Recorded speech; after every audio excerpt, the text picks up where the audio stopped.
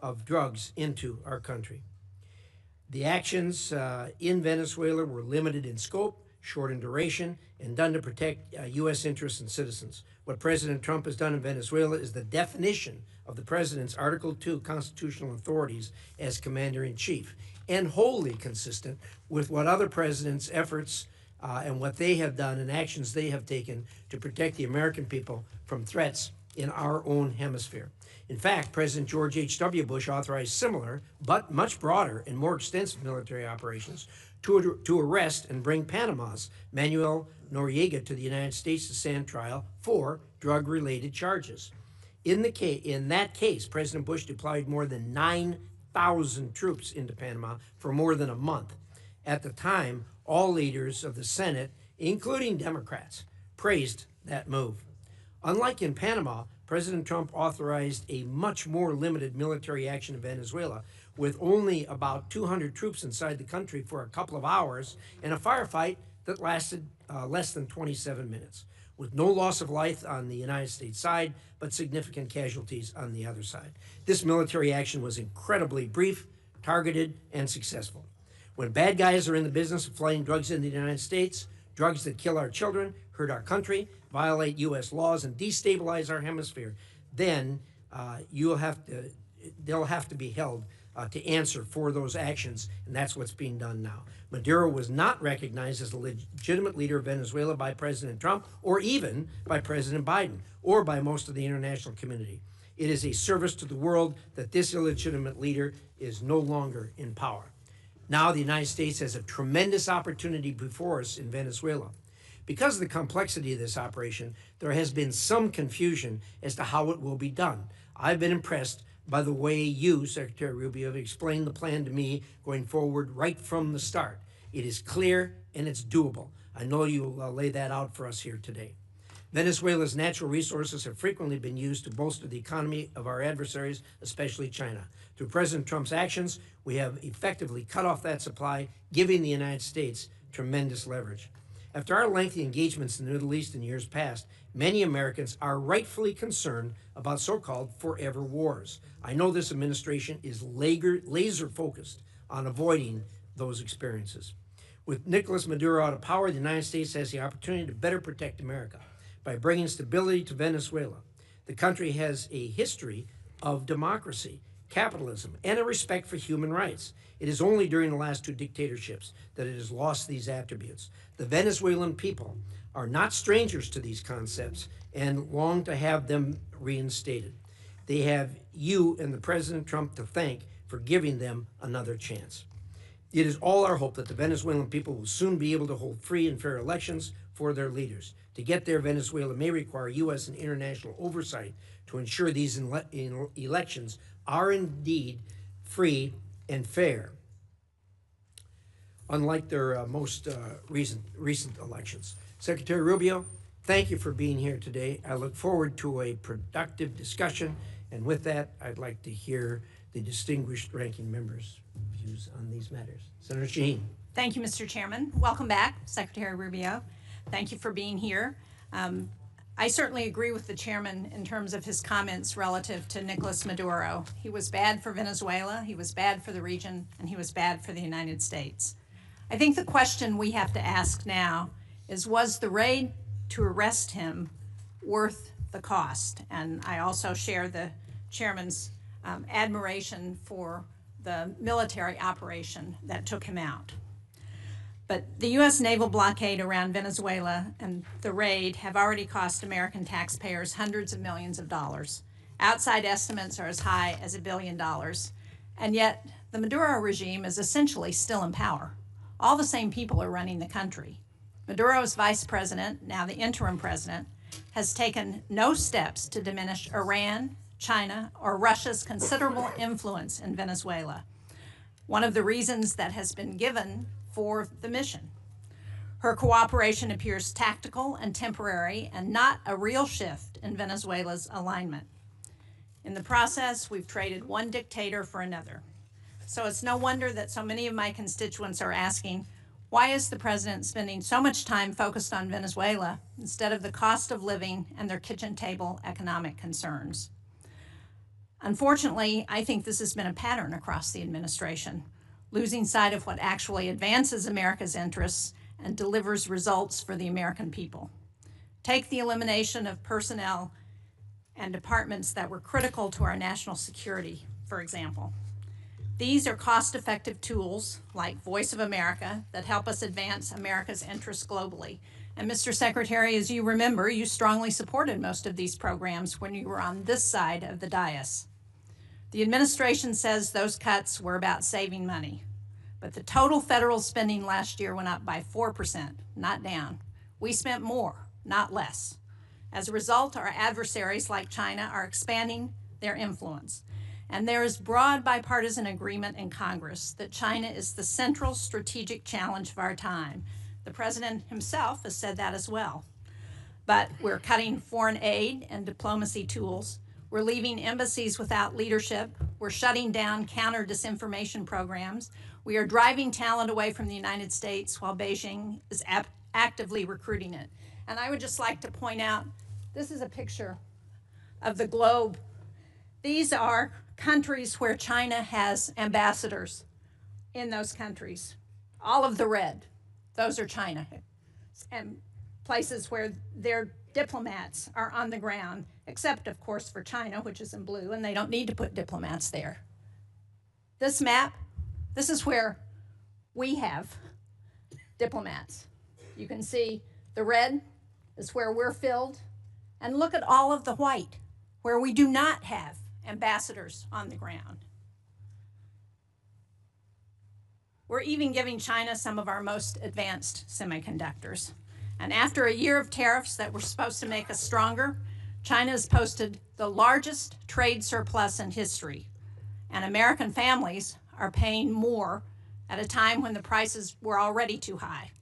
Since the start of the tariff campaign in 2025, U.S. manufacturing employment has fallen by anywhere from 50 to 70,000 jobs, depending on whose estimates you look at. That's a trend that undercuts promises that tariffs would bring factory jobs roaring back. And instead of creating a united front against China, we're pushing our closest allies into their arms. Just look at Canada, whose business with the state of New Hampshire has been really critical. They recently cut a trade deal with China because they no longer view the United States as a reliable partner. Pushing allies away like that is not strategic competition. It is unilateral disarmament. We see the same gap between rhetoric and reality in how this administration deals with other authoritarian regimes. At a time when Iran is violently cracking down on protests, the U.S. is coming to agreements to deport Iranians in this country back to Iran, people who will face persecution and interrogation by Iranian security forces. And yet President Trump told the Iranian people that help was on the way. But the United States has largely stood on the sidelines as the situation has deteriorated. Americans are right in thinking that the Trump administration is tougher on our allies than on most of our adversaries. I just returned from Denmark, where I met with Danish and Greenlandic leaders. Senator Coons was also on that trip. He led it. What I heard directly is that President Trump's threats to take Greenland have shaken public confidence in the United States to the core. And this from an ally who first recognized the new United States of America in 1792, has fought on our side in both world wars and in Afghanistan. And I heard from one Danish American woman whose son holds both citizenships and is approaching conscription age, that she's worried that her son might one day be forced to choose between the two countries that he loves. That kind of fear would have been unthinkable 2 years ago, or 10 years ago, or 50 years ago. There is no strategic objective in Greenland that cannot be achieved through cooperation. The only thing these threats have accomplished is weakening trust in the United States. That trust is the foundation of our alliances. And at a moment when Russia is waging the largest land war in Europe since World War II, we should be strengthening allied unities. Instead, we're undermining it. European allies are worried about open conflict with the United States. Canadian trading partners are turning toward China instead of the U.S. and the constant threat of new tariffs raising prices and making it impossible for businesses to invest is ever present. So from Venezuela to Europe, the United States is spending more, risking more, and achieving less. That does not project strength. It hands our adversaries exactly what they want. Thank you, Mr. Chairman.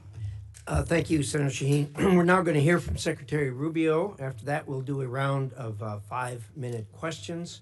And so with that, Secretary Rubio, welcome back to the committee. Love to hear what you have to say. Thank you. I appreciate it. And I'll be brief in my opening statement so we can leave more time for questions. I've submitted a written statement, but I'm not going to use it. I'm just going to talk to you guys for a few minutes. And all right, here we go. Suspend. You know the drill. Off to jail. That's a war crime. That's a 1-year ban from the committee. Anyone who is a persistent violator will be banned for 3 years. So don't know whether the guy falls in that category. Looks like it. I hope after 3 years you'll find a more productive means of employment. Secretary Rubio, we have 2 hearings a week. You know, you seem to have a more robust following than most of our witnesses that come before us. But anyway.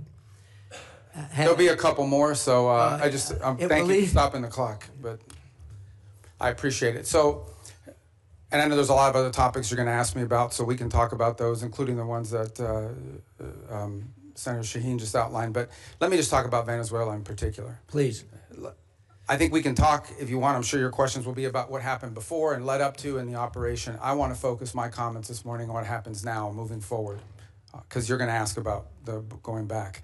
And let me just say this. What is our goal going in? We had in our hemisphere a regime operated by an indicted narco-trafficker that became a base of operation for virtually every competitor, adversary, and enemy in the world. It was, for Iran, their primary spot of operation in the Western Hemisphere was Venezuela. For Russia, their primary base of operation in the Western Hemisphere, along Cuba and Nicaragua, was Venezuela. In the case of China, China was receiving oil at a huge, about $20 a barrel discount.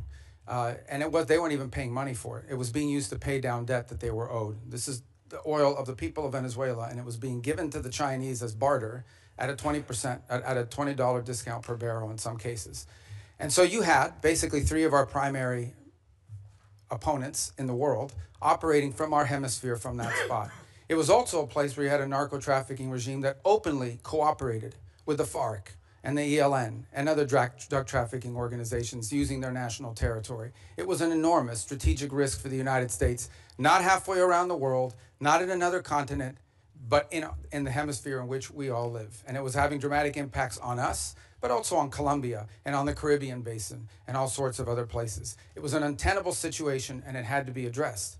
And it was addressed. And now the question becomes what happens moving forward. As I've described to you in previous settings and in individual conversations, we had 3 objectives here. The final, I'll work it backwards, because the end state here is we want to reach a phase of transition where we are left with a friendly, stable, prosperous Venezuela, and democratic, in which all elements of society are represented in free and fair elections. By the way, you can have elections.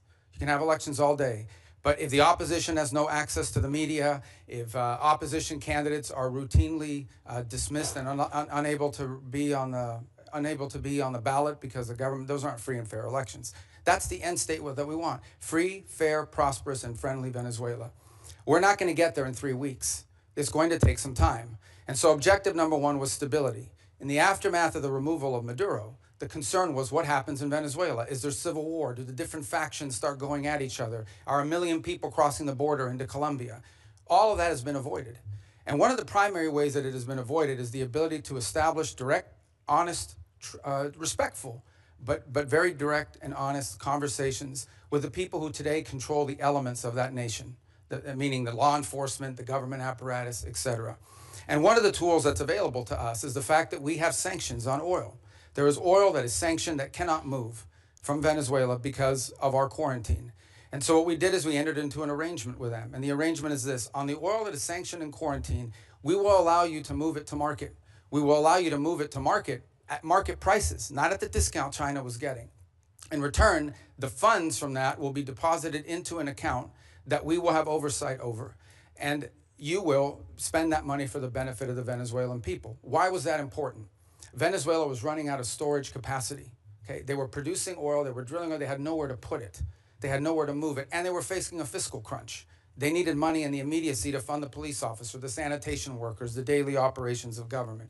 And so we've been able to create a short-term mechanism. This is not going to be the permanent mechanism, but this is a short-term mechanism in which the needs of the Venezuelan people can be met through a process that we've created where they will submit every month a budget of this is what we need funded. We will provide for them at the front end what that money cannot be used for. And they've been very cooperative in this regard. In fact, they have pledged to use a substantial amount of those funds to purchase medicine and equipment directly from the United States. As in fact, one of the things they need is dilutin, depending how you want to pronounce it. And that basically is the light crude that you need to mix with their heavy crude in order for the oil to be able to be mixed and moved. They used to get 100% of that from Russia. They are now getting 100% of that from the United States. So we're using that short-term mechanism both to stabilize the country, but also to make sure that the oil proceeds that are currently being generated through the licenses we'll now begin to issue on the sanctioned oil goes to the benefit of the Venezuelan people, not to fund the system that existed in the past. The second is a period of recovery. And that is the phase in which you want to see a normalized oil industry. Again, look, we've got plenty of oil. There's plenty of oil all over the world. Canada produces heavy crude, so it's not like Venezuela's oil is unique in that regard, despite the fact they have the largest known reserves in the world. It's not irreplaceable. But we understand that that is the lifeline. Their natural resources are going to allow Venezuela to be stable and prosperous moving forward. And so we've created what we hope to do is transition to a mechanism that allows that to be sold in a normal way, a normal oil industry, not one dominated by cronies, not one dominated by graft and corruption. To that end, the authorities there deserve some credit. They have passed a new hydrocarbon law that basically eradicates many of the Chavez-era restrictions on private investment in the oil industry. It probably doesn't go far enough to attract sufficient investment, but it's a big step from where they were 3 weeks ago. So that's a major change. We can address some of the other components, but I'll run out of time. But one of the parts of the transition phase, or the recovery phase, is beginning to create space for different voices inside of Venezuelan politics to have an ability to speak out. Part of that is the release of political prisoners. By some estimates, up to 2,000. They are releasing them. They are releasing them probably slower than I would like them to, but they are releasing them. And in fact, you're starting to see some of the people being released beginning to speak out and participate in political life in the country. We have a long ways to go. Look, we can talk in more detail about all of these things. Suffice it to say, I'm not here to claim to you this is going to be easy or simple. I am saying that in 3.5, almost 4 weeks, we are much further along on this project than we thought we would be given the complexities of it going into it. And I recognize that it won't be easy. I mean, look, at the end of the day, we are dealing with people over there that have spent most of their lives living in a gangster paradise. So it's not going to be like from one day to the next, we're going to have this thing turn around overnight. But I think we're making good and decent progress. It is the best plan, and we are certainly better off today in Venezuela than we were 4 weeks ago. And I think and hope and expect that we'll be better off in 3 months, and 6 months, and 9 months than we would have been had Maduro still been there. So thank you. Well, thank you, Secretary Rubio. We'll now do a round of questions, 5 minutes each. I'd like to start, and I'd ask you to go. I understand we're not in a classified setting, but I think a lot of people had no understanding of the groundwork that was done before the actual action took place.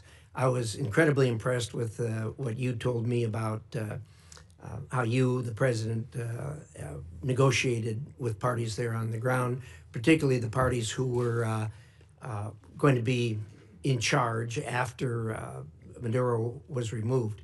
And I wonder if you could talk about that for a minute, understanding that we aren't in a classified setting.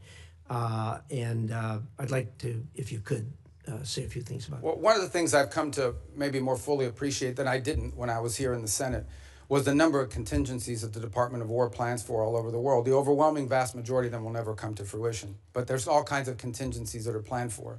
And one contingency that had to be planned for is the fact that sitting in Venezuela with a $50 million reward on his head was an indicted narco trafficker. In fact, I believe it's the largest reward we've ever issued for anybody. I remind everybody the Biden administration had a $25 million reward on an indicted narco trafficker, the same person. And so, multiple administrations from both parties have wanted this man arrested. And one of the options the president had before him was the opportunity, if things didn't work out, to go in and remove this individual because he was wanted in a law enforcement operation. Now, obviously, a law enforcement operation against the de facto head of a regime is not as simple as going after some fugitive hiding in a closet somewhere. It required planning, and it required eliminating anything that was a threat to the forces that were going in to extract him. I want to be clear, and I'll share with you what I've shared publicly. We made multiple attempts to get Maduro to leave voluntarily and to avoid all of this because we understood that he was an impediment to progress. You couldn't make a deal with this guy. Okay? This guy has made multiple deals. He's broken every one of them. As a point of example, he made a deal with the Biden administration, and here was the deal that he made. It was a bad deal. We knew he wouldn't keep it. He made the following deal. Pardon my nephews, his nephews, who are convicted narco-traffickers, convicted already and serving time in jail. Pardon them. Pardon and release Alex Saab, who was his money man, his bag man, primarily in charge of the portfolio with Iran. Release these people. He, in turn, agreed to release some political prisoners, which he did. Many of them were subsequently exiled or rearrested, and that he would hold free and fair elections, which he did not. In fact, he basically disqualified Maria Corina Machado and any other candidate. And Edmundo Gonzalez ends up being the nominee for the opposition party simply because they forgot to ban him. And they forgot to put him on the ban list. And then despite that, he loses an election that everyone around the world recognizes an illegitimate election.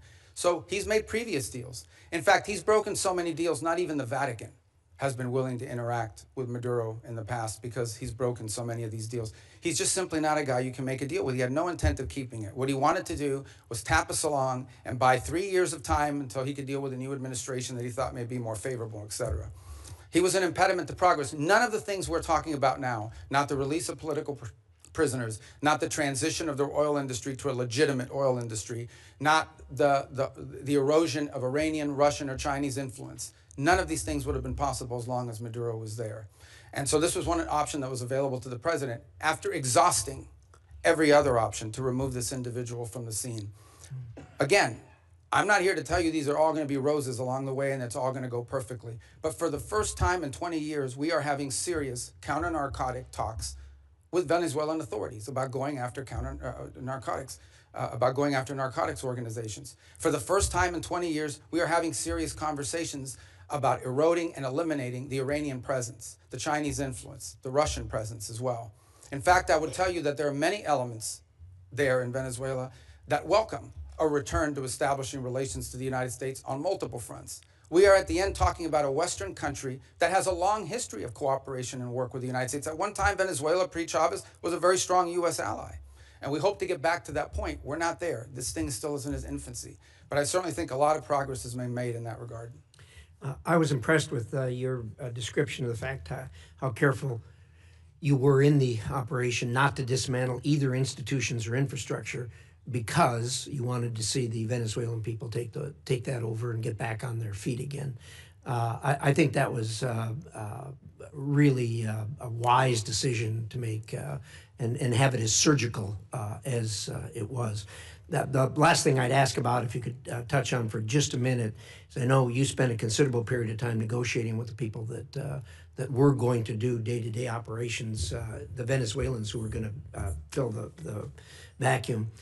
How's that going, and how do you feel about where we are there? Well, first of all, let me understand something. I spent 14 years in the U.S. Senate going after these people pretty hard, along with many of you. So, I mean, I understand who they are, and I understand this portfolio from a personal level quite well. So we're very realistic about what we're dealing with here. We also understand that in geopolitics, sometimes that's required. And in this particular case, there are an alignment of interests. And we certainly think that the approach we're taking is preferable to some of the other alternatives that people speculate about or fear. And I would say at this point, I do have to characterize, again, being realistic, clear-eyed, and understanding that there will be impediments and unexpected events along the way.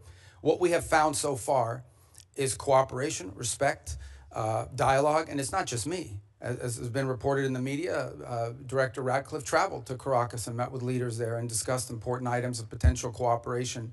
I've also discussed, and I think I've alerted some of you, that we have Laura Dogue, who was our ambassador to Nicaragua in the past and to Honduras, will be taking over the Venezuelan Affairs unit first in Bogota, but ultimately in Caracas. We've had a team on the ground already there. We already had 70 locally employed that sort of maintain that facility, but we have a team on the ground there assessing it, and we think very quickly we'll be able to open a U.S.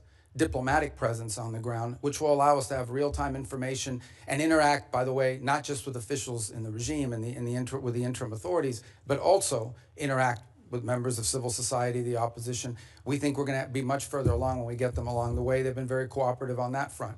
Obviously, there's some hard asks along the way. We'll see what the response is to those. But whether it's General Kane with his counterpart, or Director Ratcliffe, or myself with Delcy Rodriguez, we've established what I think so far has been a very respectful and productive line of communication as we go through this stabilization phase and towards the recovery phase. But there's a lot of work to be done here, and we ultimately are going to judge actions, not words, and that's what we're hoping to work towards. Well done, Senator Shaheen. Thank you. I'm pleased that we are looking at a diplomatic presence in Venezuela in the near future. I think that's very important. But the DEA has reportedly identified Delcy Rodriguez as a significant actor in the drug trade. Do you agree with that? And if you do, how are we to assure the American people that the money that's going to Venezuela is not going to any of the cartels or drug running? Yeah, and well, first of all, on the first point, I would say she's not indicted the way Maduro and his wife were. So I'm not going to speculate about newspaper articles and what law enforcement is working on. If in fact there were such an investigation, that's something that we would speculate on. Suffice it to say that this was not a normal system. We all should stipulate to that, okay? That regime, as everyone understood, was held together by corruption. The glue that kept people together was not loyalty to Maduro. It was the fact that these 5 guys had 5 separate oil fields that were assigned to them. These people had drug routes. I understand that. So that's going to be clear. I'm not defending the regime. In fact, I'm concerned that we haven't really changed the regime enough, and that America's dollars are still going to drug runners and to significant organizations who we don't want to have benefit from the funding that we're selling now of oil and providing to the Venezuelan government. Look, I acknowledge that we are dealing with, as I told you, with individuals that have been involved in things that in our system would not be acceptable, would not be acceptable to us in the long term. By no means is our policy to leave in place something permanent that's as corrupt as you've described. We are in the transition and stabilization phase. We are just acknowledging reality, and that is you have to work with the people that are in charge of the elements of government. Okay, but now, what are the reassure systems? People that money is not going continuing to go to the drug cartels? Right. So that's the process that I outlined to you. So on the sanctioned oil, the oil that requires U.S. permission to move, that oil, the proceeds of that oil, which by the way is being sold at market price, not at the discount Venezuela was being forced to sell, is being deposited into an account that ultimately will become a U.S. Treasury blocked account here in the United States. They will submit, we will at the front end say this is what this money can be spent on these things. We will submit to them.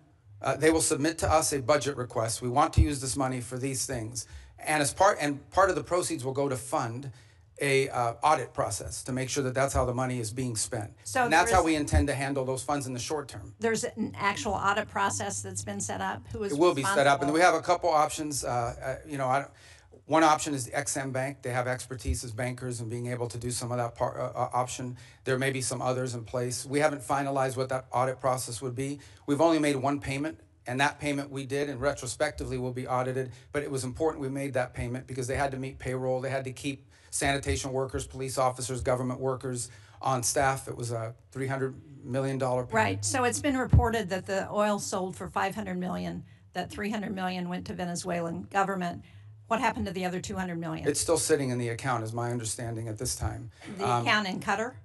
Well, the account, yes, but that will ultimately be that's a short-term account. Ultimately, it will be a U.S. Treasury blocked account in the United States. And will it also be audited? Correct. Well, the audit will be on the expenditures. At the front end, we'll tell them this is what the money can be spent on. Again, I'm not talking about all the other revenues the Venezuelan government may have. We're talking about the revenues from the sanctioned oil. At the front end, we will say this is what the allowable expenses are. And then they will agree to fund, as part of the overall cost, they will pay for and fund an audit system acceptable to us to ensure that that's how the money was spent. And can you report to this committee once that audit system is set up? Oh, absolutely, yeah. I'd like to change the topic in my short time that I have left, because when You were a member of this committee. You authored legislation to prevent President Trump from unilaterally leaving NATO, you and Senator Kaine. Do you still believe that the U.S. benefits from NATO? We do. I mean, the problem, but NATO needs to be reimagined as well in terms of the obligations. And this is not new to this president. Multiple presidents have complained about it. I think this president just complains about it louder than other presidents. Well, I'm just trying to be clear, get a clear answer on where this administration stands relative to NATO, because it's been a very fuzzy message over the last year. And do you agree that we're stronger in confronting China when we do so with like-minded partners, and that China is still the #1 threat that we face in the United States? Yeah, but our like-minded partners have to have capability, and that's been part of the problem, is the erosion in European defense capabilities, because they've taken vast amount of the monies that these are rich countries. And because of the NATO umbrella, it gave them the flexibility to spend a tremendous amount of their revenues on social programs and not on defense. Now, maybe that trend line will begin to change. Well, it's already begun to change, frankly, and thanks. And I think the president deserves credit for that, for the fact that there is now a commitment for 5% of GDP to be spent on defense. But part of that strength also comes not just from having the mechanism, the military might, but it also comes from the unity with our allies. And to the extent to which that unity is undermined, like the talk about Greenland and antagonizing Denmark, then it undermines NATO's ability. And the only people who are excited about that are Vladimir Putin and President Xi. Yeah, well, I would say that I think our alliances in NATO ultimately are something that's going to work out. Our partners understand the importance of the U.S. presence in NATO. Without the U.S., there is no NATO. And we understand that in order for NATO to be stronger, our partners need to be stronger. And one of the things we've explained to our allies in NATO is the United States is not simply focused on Europe. We also have defense needs in the Western Hemisphere. We have defense needs in the Indo-Pacific. And it will require us. We may be the richest country in the world, but we don't have unlimited resources. And as we reassign exactly why we want to have allies and partners to help us as we're looking at conflicts around the world. And when we antagonize our allies and partners, and when we send Canada to do a trade deal with China instead of coming to New Hampshire or the United States, it weakens our ability to confront our adversaries. Yeah, but our allies have to be two things. They have to be willing to step up, but they also have to be capable of stepping up. And frankly, many of them have not. I mean, Spain is still not doing the 5%. I mean, there are countries that are still not doing. And in fact, Mark Rutte yesterday pointed out that if without the United States, the countries of Europe would have to spend 10% of their GDP for the next 20 years to be able to make up the whole. So I do think there needs to be a rebalancing, and hopefully we'll have cooperation. I think we will. Rutte has done a great job of managing all And I'm not arguing that point with you. As I said, I agree with what the president has asked of our European allies. What I'm arguing with you about is that his rhetoric is undermining NATO and our partnerships with our allies, and that's a problem. Thank you, Mr. Chairman.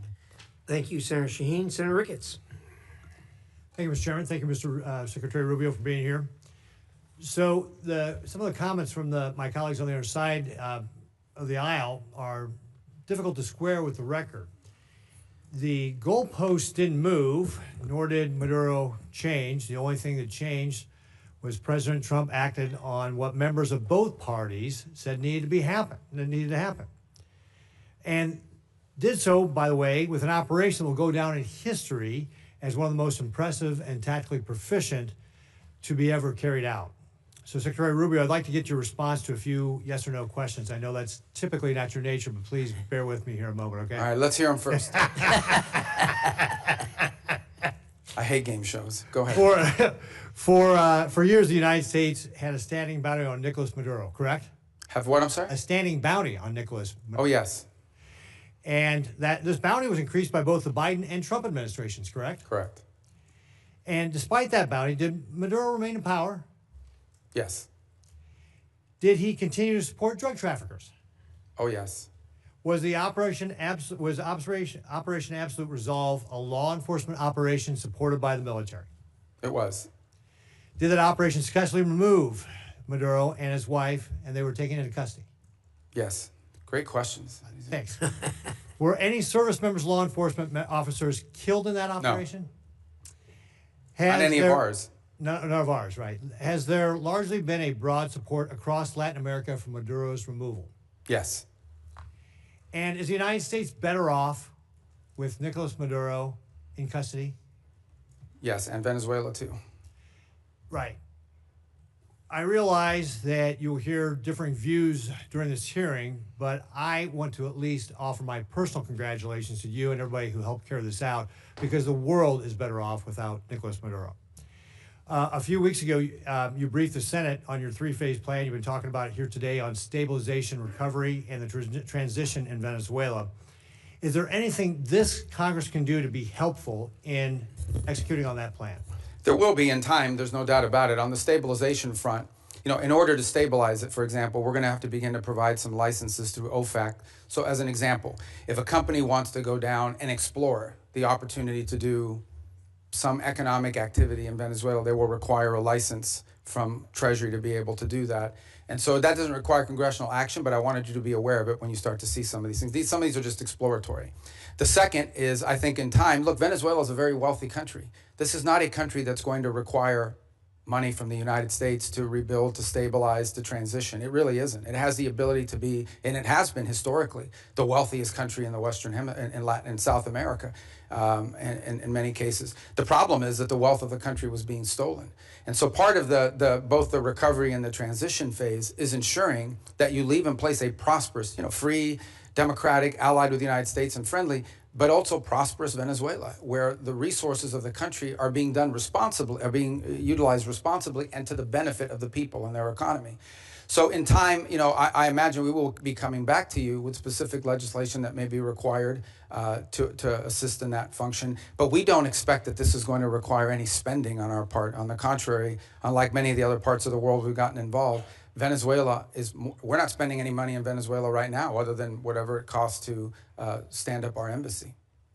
Let me switch gears on you a little bit. One of the common criticisms after Maduro's capture was that this would incentivize communist China to take similar actions in Taiwan.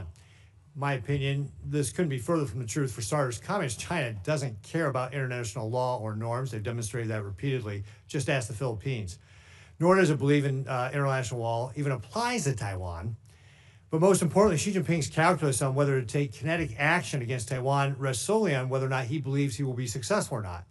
In this sense, the tactical proficiency displayed during Operation Absolute Resolve may have actually given Xi more pause to take than in taking action in Taiwan. Because despite its massive military buildup, the PLA continues to lack the experience so clearly on display that the United States demonstrated in Maduro's capture.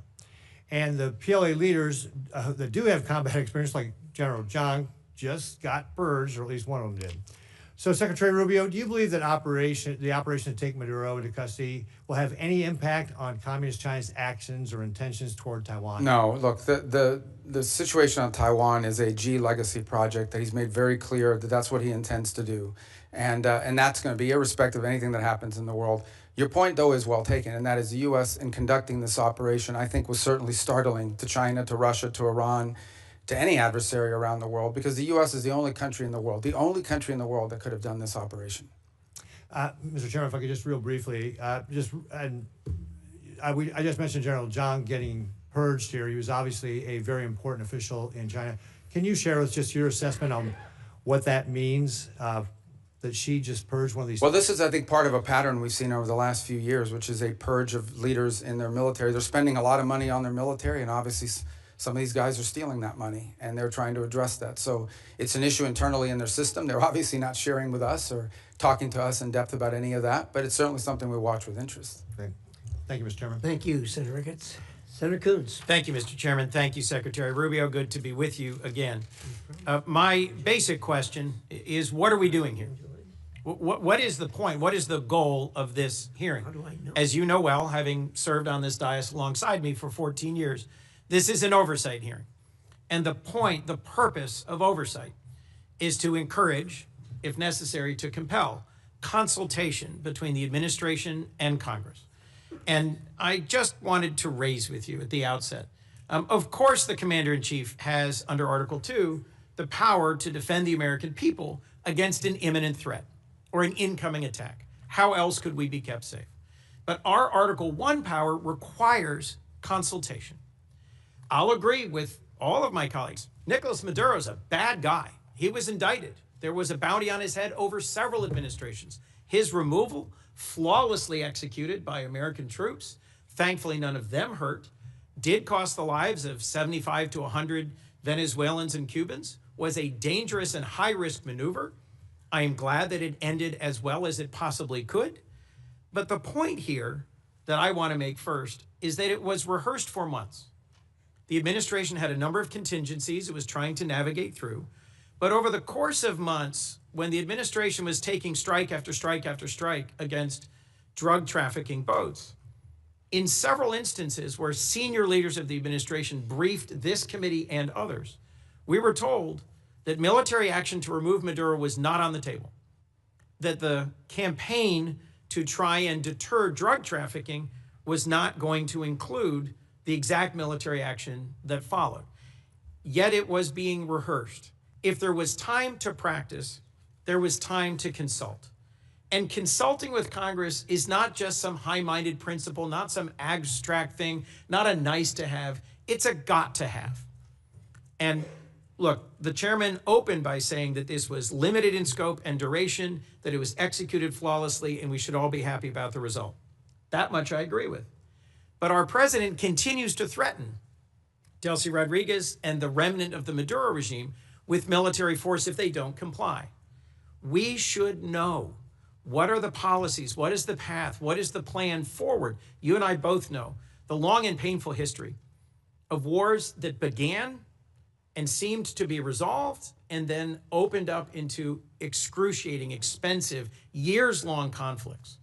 In Iraq in particular, in Libya and elsewhere, things do not always go as planned. And so consultation with Congress that is truthful and forthcoming and transparent is critical. In your service in this body, you knew that, you experienced it. I was in the room as you held to account members of previous administrations for not coming forward as they should have. So look, in order to avoid our men and women in our armed forces going into harm's way, doubting whether they have the support of the Congress, consultation, hearings, and deliberations are required. I understand the risk of leaks. That's a risk every administration takes. But at the end of the day, our framers entrusted the power of the declaration of war to this body, not to the executive.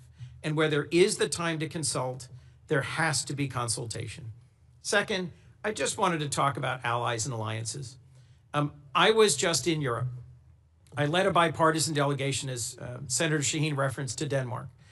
And our president's comments about NATO, about Denmark, and his attempts to coerce Denmark into giving up Greenland are appalling. They profoundly harmed our security. And I am asking you to do everything you can to reinforce our commitment to NATO. I was concerned that you just said NATO needs to be reimagined. Let's just be clear about the record. You know as well as I, Article 5 has only been invoked once, and it was in defense of us after we were attacked. Danes and soldiers from almost every other NATO ally deployed and served, fought, and died. 52 days. And for me, the most emotional moment of my visit to Denmark was laying a wreath at the memorial to the Danes who served, fought, and died alongside Americans. So when our president says we never asked for anything from NATO, and they never gave us anything, and you suggest that they aren't carrying their weight, whether it's in bases, or in access, or in troops, or in service, it is allies that will keep us safe in the Indo-Pacific. Our treaty allies, Korea and Japan and Australia and the Philippines, are going to be critical to Indo-Pacific security against our principal threat, China, and in Europe. I'm worried that the very foundations of trust are being shaken. Our democracy depends on consultation with Congress that is truthful and timely, and the confidence of our allies depends on them knowing where we're going next. Today, an armada is steaming towards Iran.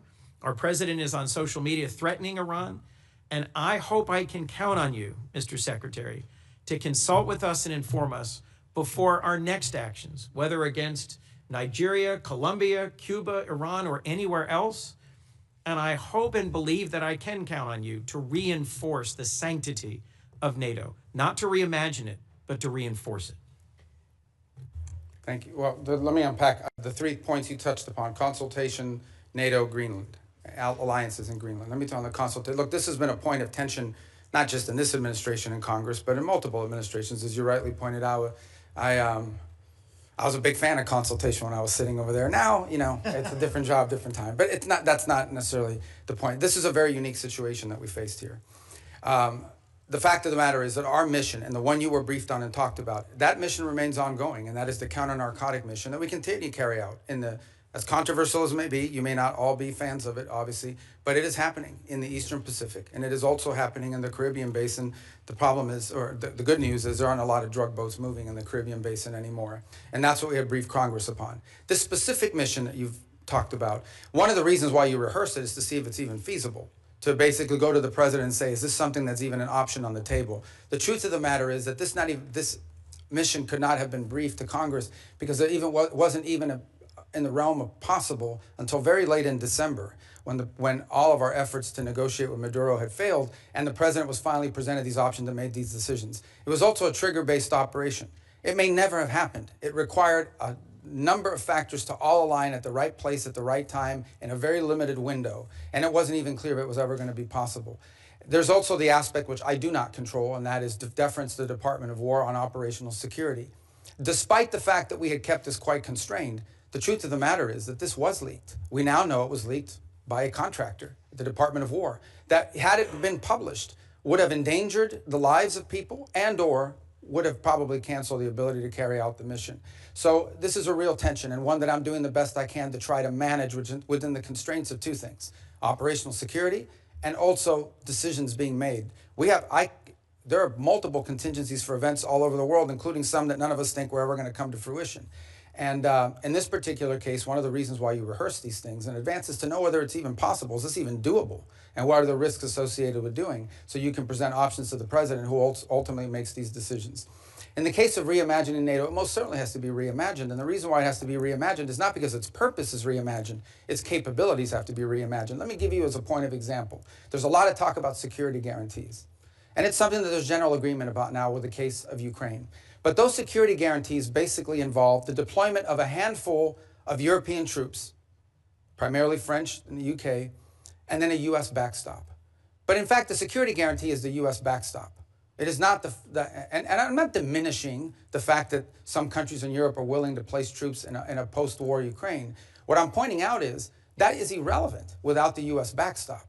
And the reason why you need such a strong U.S. backstop is because our allies and our partners have not invested enough in their own defense capabilities over the last 20 or 30 years. Now, hopefully that's going to change. Hopefully that is changing. And in some cases and in some particular countries, it's already changed. But this is a fact that we cannot ignore. NATO is going to be stronger if our allies are more capable, especially, and here's the reality, whether we want to accept it or not, we have interests all over the world. We have interests in the Middle East, we have interests in the Western Hemisphere, and we most certainly have interests in the Indo-Pacific. A number of you have already pointed out that China is the chief challenge. We can't have the same soldiers or the same ships in both Europe and in the Indo-Pacific. We have to pick. No matter how many ships we build, no matter how many capabilities we grow, we're going to have to make these adjustments. And the stronger our partners are in NATO, the more flexibility the United States will have to secure our interests in different parts of the world. That's not an abandonment of NATO. That is a reality of the 21st century and the world that's changing now. In the case of Greenland, I'll say we're in a good place right now. We had excellent meetings with the Secretary General of NATO. In fact, even as I speak to you now, there'll be some technical level meetings between us and our partners in Greenland and Denmark on this issue. And I think we have in place a process that's going to bring us to a good outcome for everybody. The president's interest on Greenland has been clear. It's a national security interest. It's a long-standing interest that predate this administration. It's one that our allies acknowledge is real. I think we're going to get something positive done. We're going to begin that process in a very professional, straightforward way. It begins today, and it'll be a regular process. We're going to try to do it in a way that isn't like a media circus every time these conversations happen, because we think that creates more flexibility on both sides to arrive at a positive outcome. And I think we're going to get there. And I thought it was noteworthy and important that despite your concerns, the president at his speech in Davos made very clear that the United States was not going to use force or military force in Greenland. So I think we're going to wind up in a good place. We got a little bit of work to do, but I think we're going to wind up in a good place. And I think you'll hear the same from our colleagues in Europe very shortly. Mr. Secretary, the Gang of Eight has never leaked. Senator, It is critical that you consult with Congress. For us to be safe, our allies have to trust us. And for this committee to do our work, we have to trust you. Let's work together to restore that. Thank you, Senator Coons. Senator McCormick. Mr. Secretary, thank you for being here. Defending American interests in the face of Russian, Iranian, and Chinese encroachment in the Western Hemisphere is a key to the Trump corollary of the Monroe Doctrine.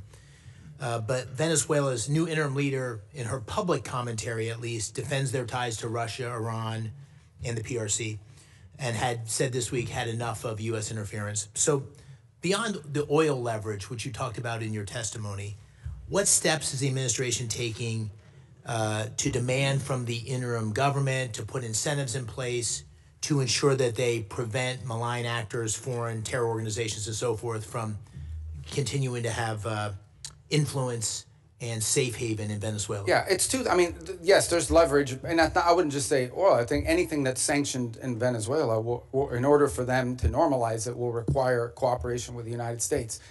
But it's not just leverage, it's also their national interest. It's an alignment of their interests. The truth of the matter is that the United States will be a far better partner for a future Venezuelan government that's free and democratic, and even for the current authorities, than some of the partners they've signed up with now. Frankly, we think it's not in Venezuela's interest to have an Iranian presence or the sale of Iranian weaponry or anything like that into their country. So I think there's alignment there. We think and can argue that some of these criminal elements, which they've allowed to act with impunity in parts of their country, is a deal with the devil. In the short term, it provided revenues to some corrupt regime officials, but in the long term has created real destabilization, not for just them, by the way, but also for Colombia. Just understand something. The FARC dissidents and the ELN operate with impunity from Venezuelan territory. They control Venezuelan territory. Yeah. And some of that was through deals with individuals aligned with the regime because they made money off of that. But we don't think that's in the long-term interest. Do they agree? And what's been expressed to us by leaders of the interim authorities is that they agree. And now we're going to test it. Despite the public commentary, there's a recognition, you think, and progress. Look, we all have politics. Yeah. Even in places like that. Suffice it to say what I've said from the very beginning, and that is we are going to judge based on actions, not words. And that's going both ways. You can tell us you're going to do all these great things. If you don't do them, you didn't do them. Or you can say, I'm not going to do these great things, but if you do them, you did them. Good. And I think we can point to some things now that show you, just as an example. Think about it. Within 2.5 weeks of Maduro's removal, they passed reforms to the hydrocarbon laws, which basically roll back many of the Chavez-era restrictions on private ownership and investment in their country. It doesn't go far enough. It probably needs to do more, but that's extraordinary. That never would have happened 2 or 3 weeks ago. It certainly wouldn't have happened if Maduro was still there. So I think these are signs of progress. Do they still have political prisoners? They do. But many are increasingly being released every single day, and some are actually being released and beginning to speak out again. And we're going to watch very closely how they're treated and how that happens, because that'll be part of how we judge them and their actions. You touched on my second question, which is this long history of very sordid history for outside investors coming into Venezuela. And the president and you had a meeting with our energy leaders in the Oval Office to talk about the opportunity to invest. And there was worries about the safety of investing. What steps beyond what you just described in terms of the hydrocarbon law, security guarantees for workers, any sorts of a certainty that investors are gaining, which is going to allow them to have the confidence to move on the opportunities of Venezuela? Yeah, I mean, the first step is some of these investors or potential investors need to get a license from OFAC to be able to even explore this. Then they need to be able to go down there and meet with people and see what's happening and make that determination. Here's what I would say. Venezuela has a lot of oil. They do. But there's a lot of oil in other places too. Companies are only going to invest somewhere if they know we're going to invest, we're going to make our money back with a profit, and our land isn't going to be taken from us. And if you try to, there's a court we can go to and contracts we can enforce. That's the level of certainty that we're talking in terms of security. And that's part of this transition process. That's part of this recovery process, is to normalize their industry. Because if not, they'll just invest the money in Guyana, or they'll just invest the money in some other part of the world that has oil. They're not going to risk it. So it's to their benefit to have set up a normal, transparent process that encourages foreign investment, not just in oil, by the way, and other natural resources, but in other sectors of their economy. I mean, it's unlimited, whether it's retail, whether it's banking. I mean, a country that's prosperous and generating economic activity holds the promise of all sorts of economic activity. I'm going to try to squeeze in one more question, if Yeah. I could, just in my remaining seconds. Just very briefly, we've heard such differing accounts, and the president has spoken strongly, you have as well, on the deaths in Iran and the horrible atrocities that are being committed. Can you give us some sense of, we see reports of thousands, tens of thousands. What's the State Department's best estimate of what's happened on the ground? Well, I don't, in the thousands for certain. And look, I think regimes, including that one in Iran, have learned that when you start shooting people in the head with snipers, it's effective. I mean, it works, and they've done it, and it's horrifying. And that's what we've seen. That regime is probably weaker than it has ever been. And the core problem they face, unlike the protests you saw in the past on some other topics, is that they don't have a way to address the core complaints of the protesters, which is that their economy is in collapse. And the reason why there's economies in collapse is because they spend all their money and all their resources building weapons and sponsoring terrorist groups around the world instead of reinvesting it back into their society. And as a result have taken on massive global sanctions, which has isolated their economy and their country. And so that's what the Iranian people are demanding, is that they stop doing that and start caring about them and get these sanctions off them. And this regime is unwilling to do it. So the core challenge is the protests may have ebbed, but they will spark up again in the future, because this regime, unless they are willing to change and or leave, have no way of addressing the legitimate and consistent complaints of the people of Iran who deserve better. Very good. Thank you. Thank you. Senator Murphy. Thank you very much, Mr. Chairman. Listen, I think the scope of the project that you are undertaking in Venezuela is without precedent. You are taking their oil at gunpoint. You are holding and selling that oil, putting for now the receipts in an offshore Middle Eastern account. You're deciding how and for what purposes that money is going to be used in a country of 30 million people.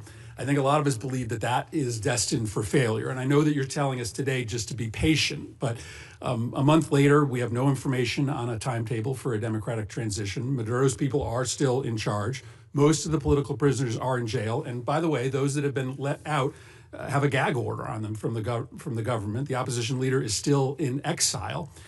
This looks already like it is a failure. You say you're in serious talks, but as you note, the Venezuelans are great at being in serious talks. They almost never deliver.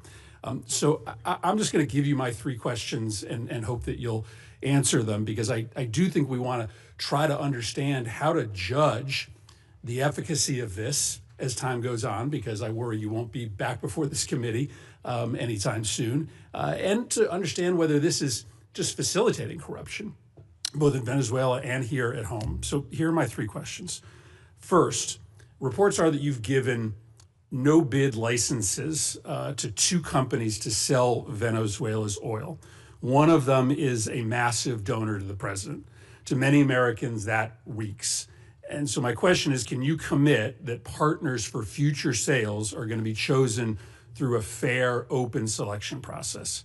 Second, if Delcy Rodriguez, who is an unelected leader, the head of Maduro's torture operation, is still in power 6 months from now, does that mean that your policy is a success or failure? How do we judge when we've had enough of Rodriguez? And third, in your testimony, you reserved the right to use force again in the future if the Venezuelan government isn't complying with your requests. So if, for instance, they refuse to give you access to the oil in the future, if they said, we're just going to keep it for ourselves, would this cause you to consider military action? And do you concede that if you're using military action simply to try to compel cooperation from the government, you absolutely need congressional authorization for that? So if you can answer those three questions. So the first question was about the trading companies. The second is about Delcy still in power 6 months from now. 6 months from now. And the third is on the use of force. Yes. Okay. On the first one, the two traders. So here's the problem we faced. The problem we faced in the short term is they had no place to put oil.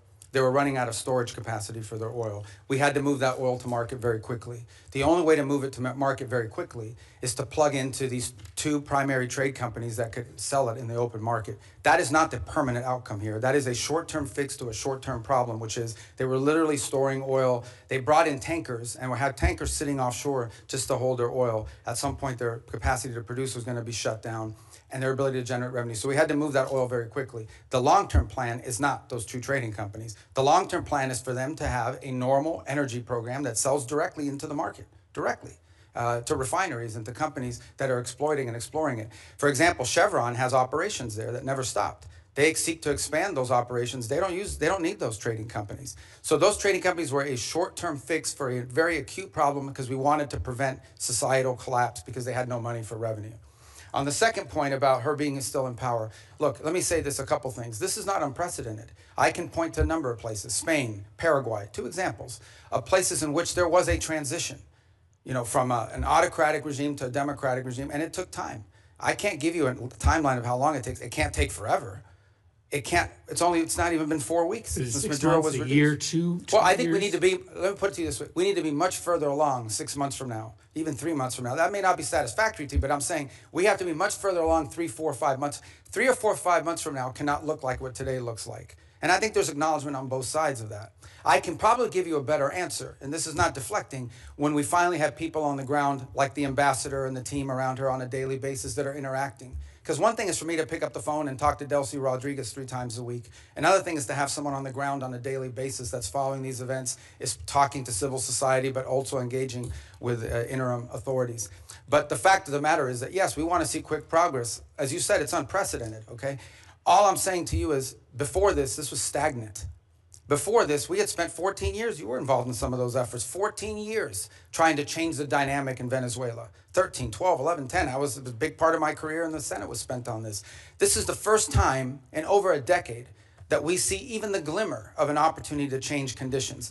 A lot of that will depend on us, but a lot of that will depend on them. And it also will depend on the rest of Venezuelan society. How quickly can we get all these Venezuelans that want to go back to Venezuela and participate in civic and economic life back to Venezuela? That's going to be critical here. We recognize that. So yes, we have to be much further along in 6 months. We expect to be further along. And if we're not, I'll tell you, we'll tell you. On the third point of use of force, look, the president never rules out his options as commander-in-chief to protect the national interest of the United States. I can tell you right now with full certainty, we are not postured to, nor do we intend or expect to have to take any military action in Venezuela at any time. The only military presence you'll see in Venezuela is our Marine Guards at an embassy. Okay, that is our goal, that is our expectation, and that is what everything that outlines towards. But if you, that said, if an Iranian drone factory pops up and threatens our forces in the region, the president retains the option to eliminate that threat. I'm asking a more specific question because in your testimony, you suggest that you would use force to compel cooperation, for instance, with oil sales. Do you agree that you have to come to Congress to get authorization if you were simply using force to try to compel cooperation? Well, there's 2 things. There's the it seems like under the War Powers Act. No, under the War Powers Act, if we're going to be involved in something that's going to put us involved in a sustained way, we have to notify you within 48 hours after the fact, and then if it's going to last longer than 60 days, we have to come to Congress with it. We don't anticipate either of these things having to happen. Everything is moving in a very different trajectory right now. On the other hand, if we tell them we don't want to see drones from Iran, as an example, pointed at the United States or threatening our forces or our presence in the region or our allies' presence in the region, and they refuse to comply with that, the president does reserve the option in self-defense to eliminate that threat. We don't see that, we don't anticipate it, but it could happen. But we hope not. We don't want it to happen. On the contrary, if we had to take military action, it would set us back on all these other things that we're talking about. I can tell you military action is not good for, recovery and transition. That's not what we hope to see. It's certainly not our goal here. A lot of that will depend on them. But I think it would require the emergence of an imminent threat of the kind that we do not anticipate at this time. But that's not, they get a vote on that too. Senator Brasso. Thanks very much, Mr. Chairman. Mr. Secretary, great to see you. Congratulations. What you and President Trump have demonstrated in the past year is clearly peace through strength, and I appreciate the leadership from both of you. We've talked a lot about Venezuelan oil. You know, I focus a lot on energy going to China, and 3/4 of all the oil that went from Venezuela out of the country there last year, 75% of it went to China. They got it at deep discounts. Lots of money back to Venezuela through oil for loan deals. Since the start of this blockade, basically Venezuela crude shipments to China have fallen dramatically. Can you assess or talk a little bit about the impact this has on China's broader energy strategy? Just to be clear, it's a quarantine, not a blockade. A blockade is an act of war. It's a quarantine, and it's been very effective in the sense that it's given us this leverage. In fact, can I just add something, and this might be to Senator Murphy's question as well. The Venezuelan authorities are now identifying ships that they want us to grab. In fact, about a week and a half ago, we grabbed one of these ships. That was, because here's what happened in the aftermath of the Maduro. About 5 ships took off without authorization from the Venezuelans because they were controlled by some network in the country. With the cooperation of the interim authorities, we seized one of those ships. We brought it back into Venezuelan waters, handed the ship off to the Venezuelans, who in turn fed it into this mechanism, this short-term mechanism that I described to you was created. So we're seeing cooperation on that front. Now, I think your question more specifically was about China. Yeah, so look, China can buy Venezuelan oil, but they're going to have to buy it like everybody else in the world is going to have to buy it. Yeah, at the normal price. And that money is going to flow back to the benefit of the Venezuelan people in a structured way. And I know that in the short term, that will involve this mechanism we've described. In the long term, our intention is that it would be governed by a democratically elected government. You know, I mean, that like a normal country would handle it.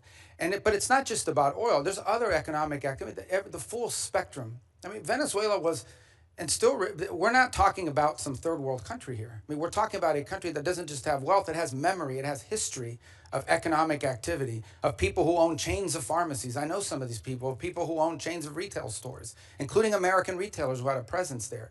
We just want it to be a normal, prosperous country again, not a playground for Iran, Russia, and China in our own hemisphere. And we're going to try to help them get that because we think it serves our national interest. That will require actions on our part, not money, but ultimately that will require them. This is ultimately going to be on the Venezuelan people and Venezuelan society and Venezuelan leaders to make this happen. We're going to be there to help and assist and create the parameters for it, and we feel like we're making really good progress. If we make as much progress over the next 4 weeks as we've made in the last 3.5 weeks, I'll feel very good about that. If it slows down or it gets complicated, I'll certainly let you know. But our anticipation is that we're going to be able to continue to work cooperatively with them because it's in their interest and ours. But I will point out to this, after this operation happened, look at the people who criticized it. I mean, there were others. China, Russia, Iran, Hamas. These are the people that were upset about this strike and this raid and what we did. And I can tell you that in many countries in the Western Hemisphere, there was great pleasure in the fact that Maduro was removed and that it didn't involve an all-out war and an invasion. Since you mentioned Iran, and Senator McCormick mentioned Iran as well, a lot of oil is still going from Iran to China. 1 million barrels a day last year. Lots of that money goes back to Iran, to the dictators, the people that are actually killing others on the street. Can you talk a little bit about what we can do to prevent that from continuing to go and what we're doing to support the Iranian? Some of that is sanctioned oil. This requires the willingness to enforce those sanctions.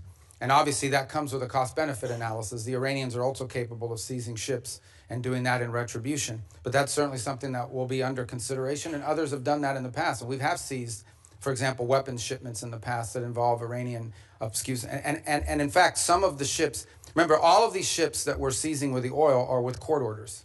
They're either one of two things.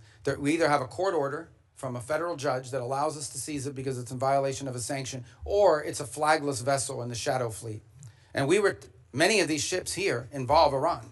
And some of that oil was going to be ultimately transferred to the excess refining capacity that China currently has. You mentioned the word shadow fleet. Senator Shaheen and I have legislation on subsea cables. I've asked you about that the last time we were here. The sabotage being done, directly being targeted. I know that Sweden and Finland have both detained Russian ships along those lines. We're going to have a markup on that bill tomorrow. Is that something you continue to support our efforts to go after? It is, and it's featured prominently in the agenda, both at the G7 this year, as it did somewhat last year, but again this year in the G7 will be one of the top items we'll be discussing. And we've also been pushing it as a priority for NATO to consider. The two new things we want NATO to make a priority this year in our conversations are the undersea cable infrastructure and Arctic security, and the third is critical minerals and supply chains, because ultimately you can spend all the money in the world on weapons if you can't make them because you're missing some chip that requires some mineral that China controls, you're in a lot of trouble. Thank you, Mr. Chairman. Thank you. Senator Kane. Thank you. We started this operation on September 2nd with the attack on Venezuelans and boats in open waters. And now we are nearly 5 months in. Next week is 5 months. Finally, a public hearing. Wow, how novel. Finally, a public hearing in the Senate or House. This is the first public hearing we've had. 200 folks who are on secret designated combatant lists have been killed. U.S. troops have been injured. Hundreds of millions of dollars have been spent. An armada amassed. The announcement of a new Monroe Doctrine, which does not land well in the Americas. Democrats have been asking over and over again, can we have a public hearing? Can we share what we know with the American public? Finally, a public hearing. But even that hearing is constrained. I'd like to talk about the complete weakness of the legal rationale about the strikes on boats in international waters, but I can't because the administration has only shared it with members in a classified setting. I can't tell you why the domestic rationale is hollow and the international rationale is hollow. I can't tell you why the rationale for attacking Venezuela is hollow because, again, the rationale has been shared with us in a closed setting. I can't share with you the grim details of the murder of shipwrecked survivors in open waters that we all know because we've seen the videos and we've questioned the U.S. military officials involved about legality because the administration will not release that publicly. They released the boat strike videos publicly, but they hid the second strike that killed struggling shipwreck survivors, even from Congress, for nearly 3 months, but I can't really talk to you about it. I can't talk to you about the weakness of the targeting criteria being used to attack boats in the Caribbean and Pacific. I would encourage any colleague, if you have not, go to the classified setting and ask for a briefing on each strike and ask this question: what was the evidence that there were narcotics on that craft? You will be very surprised if you ask that question about every strike. And so even in this first public hearing, 5 months in, there's a lot we can't talk about. If it was such a righteous operation, why is the administration and the majority in this Senate so jealously protecting the details about it from being revealed to the American public? I have Virginians deployed in this operation. I can't answer their families' questions. Thank God we're having a public hearing 5 months in. This is supposed to be the greatest deliberative body in the world. Mr. Secretary, who won the July 2024 Venezuelan presidential election? Oh, I think the whole world would acknowledge it was Edmundo Gonzalez. Who lost that election? Maduro. And his vice president, Delcy Rodriguez. Now, you have made the decision, the administration has made the decision in the aftermath of the attack that Delcy Rodriguez should be leading the country. Let me read something that President Trump said about her on January 14 about Delcy Rodriguez, who lost the election with Maduro. We just had a great conversation today, and she's a terrific person. I mean, she's somebody that we have worked with very well. Let me tell you what Delcy Rodriguez said the day after Venezuela was attacked. Governments around the world are simply shocked that the Bolivarian Republic of Venezuela is the victim and target of an attack of this nature, which undoubtedly has Zionist undertones. What the hell did Delcy Rodriguez mean when she said this attack had Zionist undertones? I'm assuming you have no idea. Oh, I have an idea what she meant. I mean, what's the question? What does she mean when she says this attack has Zionist undertones? Look, I'd have to answer, but let me understand in a broader context. No one here is telling you that this is what we want to see in the long term. Okay. This is not a campaign to leave in place the system that's currently in place. Let me switch. But we either but I mean, the criticism of us is, all right, go ahead. No, go ahead. I'm ready to switch now to talk about somebody that you know well. You raised an important point. If I can get back to it, I will. You know well and you respect well Maria Corina Machado. Here's what President Trump said about her. Won the Nobel Prize in the aftermath of the attack on Venezuela. I think it would be very tough for her to be the leader. She doesn't have the support within or the respect within the country. She's a very nice woman, but she doesn't have the respect. What did President Trump mean by that? Yeah. First of all, I've known Maria Corina for probably 12 years, 13 years. Have dealt with her probably more than anybody, as much as anybody on this committee has for certain. And I'll be meeting with her today, in fact. And we met with her a couple weeks ago. So here's the reality, though, and I think what the president was pointing to, and I think Maria Corina would acknowledge this. The only way I talked to her last week. Well, she's very disappointed in those comments, and so are Venezuelans in my state. Okay, well, she didn't share that with me or with us, but I would sell this to you. For the president is acknowledging is that today, as it stands, whether we like it or not, the elements of control in that country, the people with the guns, the people that control the guns and the institutions of government there, are in the hands of this regime. So we either, on the one hand, we're getting criticized. Some people are saying we don't want regime change. On the other hand, we're being criticized for not undertaking regime change. Mr. Secretary, what we're trying to trigger here is a process of stabilization, recovery, and transition to something where Maria Corina and others can be a part of. You have respect for her, don't you? Sure. Okay, great. My last question is this. And so does the president, by the way. He met with her. They had a great meeting. And he actually he spoke to her last here's week what he in my said. presence. Here's what he said after that meeting. We're talking to her, and maybe we can get her involved in some way. I'd love to be able to do that. Maybe we can do that. We'll set the terms for this Nobel Prize winner having a leadership role. Last question is this. You talked about the speech in Davos. Here's something the president said in Davos. I'm helping NATO until the last few days when I told them about Iceland. They loved me. They're not here for us on Iceland, that I can tell you. Our stock market took the first dip yesterday because of Iceland, so Iceland has already cost us a lot of money. President repeatedly mistook Iceland for Greenland, right? We're not mad at Iceland. They haven't cost us any money. The president just mistook the two countries for each other, correct? Yeah, he meant to say Greenland, but I think we're all familiar with presidents that have verbal stumbles. We've had presidents like that before. Some made a lot more than this one. Nice try. Thanks. All right, thank you. I thought he did well. Let's see. We got Senator Paul. Our founders debated extensively over which branch of government should have the power to declare or initiate war. Virtually unanimously, they decided, and what was entered into the Constitution was that the declaration or initiation of war would be the power of Congress. Now, we have many advocates, many of whom are here today, who have been advocates for an expansive notion of presidential power. They often argue that wars are not really wars, that they're kinetic actions or drug busts. I think, though, if you reverse the circumstances, it becomes very difficult for these arguments to hold up.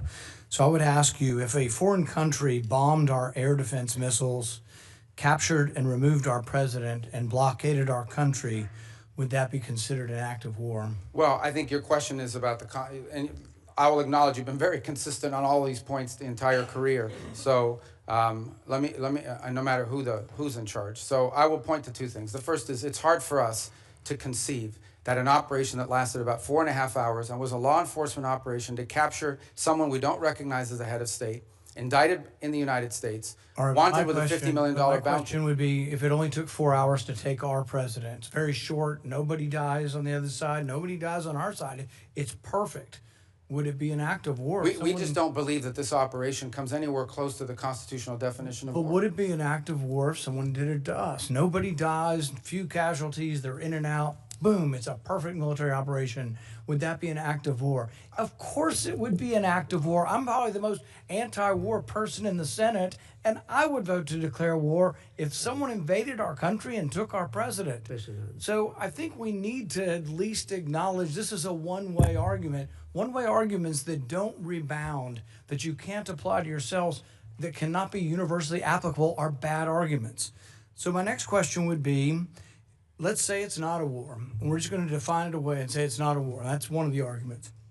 So it's a drug bust. What if a foreign country indicts our president for violating a foreign law? Should we extradite our president, or should we be okay if they come in and get him by force? Look, I think ultimately we're always going to act in our national interest. And so if somebody comes after our national interest, like the case you've described, which obviously does not exist at this time, but the case you've described, the U.S. always has the right to act in its national interest and to protect itself. So really I don't know about this equivalency. Well, does this justify them doing it? We're always going to do what's best for the United States and America. We're always going to protect our system. But the point isn't, and you're exactly right, we will act in our national interest and we should. So I'm not disagreeing with you at all. What I'm saying is, though, that our arguments are empty then. The drug bust isn't really an argument. It's a ruse.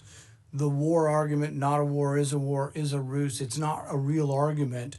And we do what we do because we have the force, we have the might, we do it because it's in our interest. So we wouldn't let anybody come in, bomb us, blockade us, and take our president.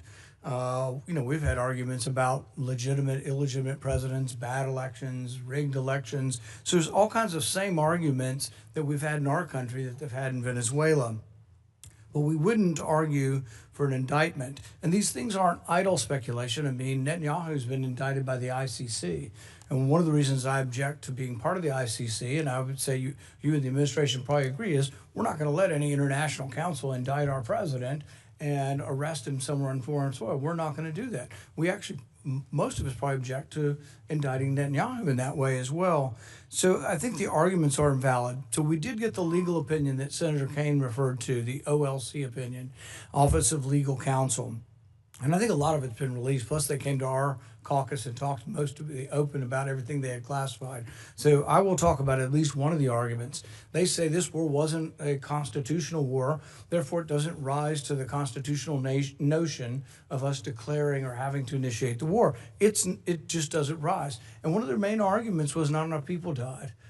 And so there is some number that they aren't specific, but there is some number. I would assume, although I'm not positive, but the 50, 60,000 soldiers who died in Vietnam might be enough for them to call that a war. But here's the problem. It isn't the number, it's that it happens in retrospect. See, our founders gave us the power to initiate or declare war. They didn't give us other powers to execute the war. Those are left to the president.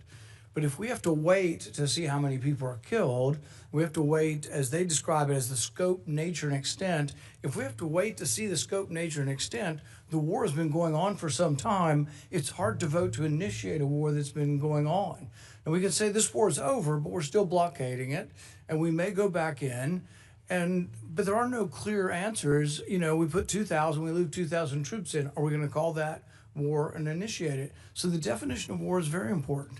And I think we have to acknowledge the problems with our argument. Calling things kinetic action is a disservice to our soldiers. Oh, you weren't really wounded in war. You don't have a Medal of Honor for war. You have a Medal of Honor for a kinetic action. So I think let's call it what it is, and let's vote on these things. But I think we're in violation of both the spirit and the law of the Constitution by bombing a capital, blockading a country, and removing elected officials. And we certainly wouldn't tolerate it, nor would I if someone did it to us. Well, we didn't remove an elected official. We removed someone who was not elected, and it was actually an indicted drug trafficker in the United States. And their system... Our laws, indicted under our laws. Look, Bolsonaro says that Da Silva is not really the president of Brazil. Our president said Biden wasn't really the president. Hillary Clinton said in 2016 Trump wasn't the president. So you have these arguments, and I agree with you, it probably was, and most likely was, most assuredly was a bad election. He wasn't really elected. But at the same time, if that's our predicate, and you don't have to come to us because it's a drug bust, we're just removing somebody, you can see where it leads to, and it leads to chaos. And that's why we have rules like the Constitution, so we don't get so far out there that presidents can do whatever they want. It is this check and balance. And I would argue for 70 years we've been going the wrong way. It isn't just this president, but it's a debate that I think is worth having. Oh, thank you, Mr. Chairman. And I want to associate myself with the comments of Tim Kaine. The fact that we're 5 months into this, and this is the first oversight hearing, is really a complete failure of the responsibility of Congress. Failure of this committee to demand oversight, but also a reflection of the reluctance of the administration to engage in the proper consultation with Congress. So I hope we can do a lot better going forward, and that we'll see you at least every 6 weeks or so, not every five months. I also feel like the strategy of keeping basically these very weak arguments secret so that they can't be discussed openly for the legal justifications. I've gone down and read them, and there's a reason you know, obviously you'd be incredibly embarrassed if those were public. So make them public. Let's have an actual transparency here in the United States of America. And let's be clear about what has gone on. We had a dictator we didn't like. We've replaced it with a dictator we think we can manipulate. And if that doesn't work, we'll do something else in order to pry open that economy for oil.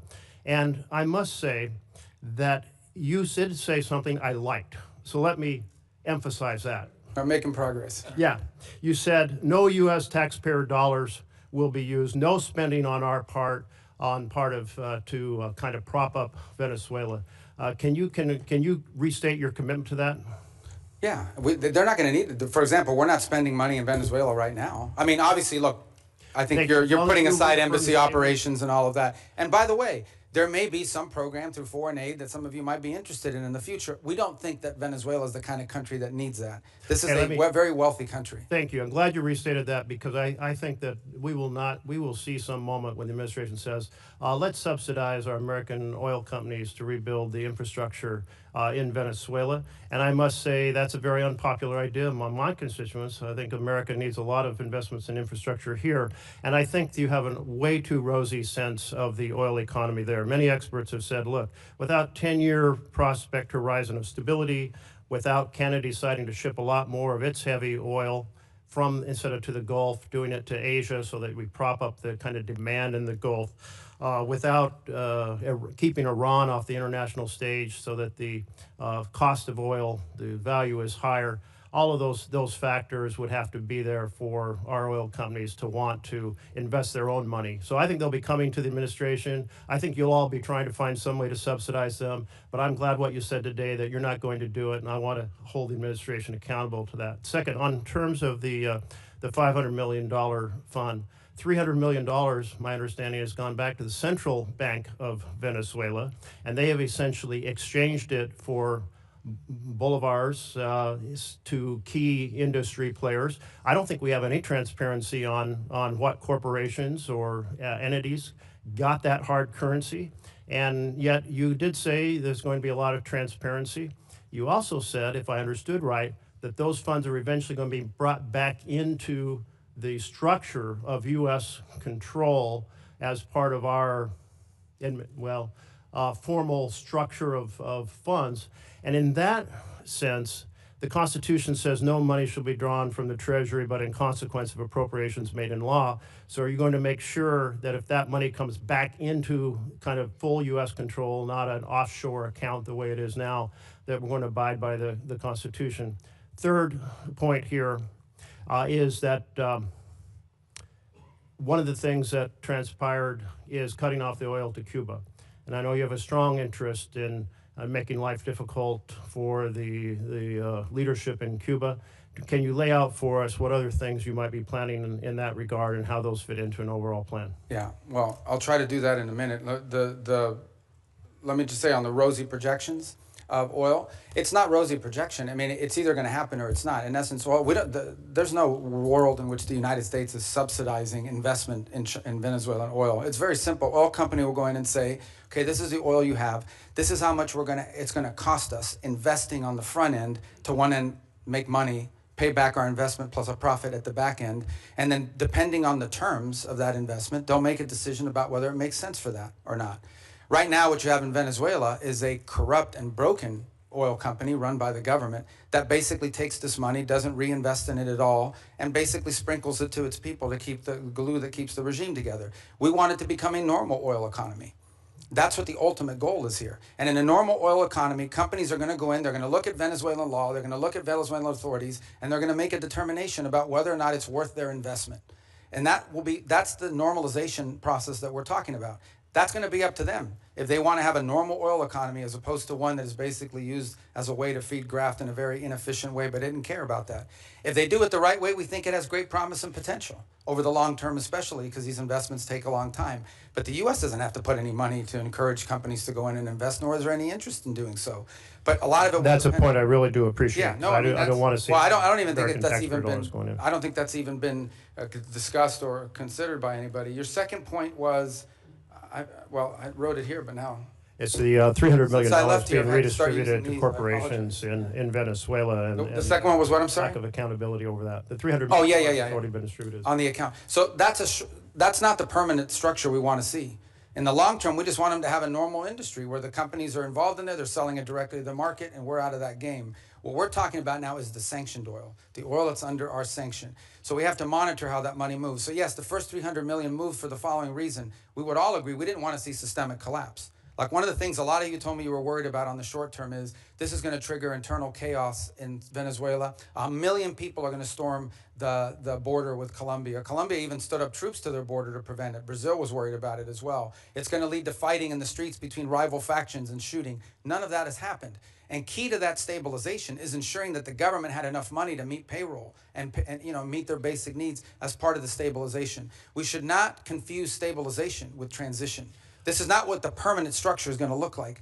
The Treasury's handling the structuring of that account, so I would refer you to them, and I can get you an answer for them as to what the legal framework of that Treasury block account is going to look like. That would be very helpful, because what you just mentioned, money to meet payroll, is very different than what we've heard about the money being used to give hard currency to key corporations inside of Venezuela, which would not be meeting payroll. Well, which This is where corporations? complete oversight is required. Well- We'd like to see have transparency over how that's being Yeah, remember, the first 300 million, we're going to have to, on that one, because of the urgency in moving funds to keep the place stable, is going to require us to undertake a retroactive audit of how that money was spent, the first 300 million. But there's probably another 2.5 to 3 billion down the pike at some point, which will have front end through this process I described. I'm not sure if you were here where I described it, and we're still finalizing it. But basically, the way it would look is we would send them a letter saying, on the sanctioned oil proceeds, this is what it could be spent on, and you have to agree to contribute, you have to agree to pay for an auditing system to make sure that that's how it's being spent. That's the process we're trying to create. Again, on Friday, we'll mark the 4-week mark of this all began. I understand, we live in a world where the items move very quickly. This was front page news of 3 weeks ago when we scheduled this hearing, and today other items have captured the attention, but we remain focused on it. So it's only been 3 or 4 weeks, but that's the process we're setting up with Treasury. And obviously, as we finalize it, we'll provide that to you. But this is not permanent. This is not the system we want to see in place in the long term. We want to see a normal country. What was your third question? Cuba. Oh, Cuba. Cuba. Okay. I'll tell you about Cuba.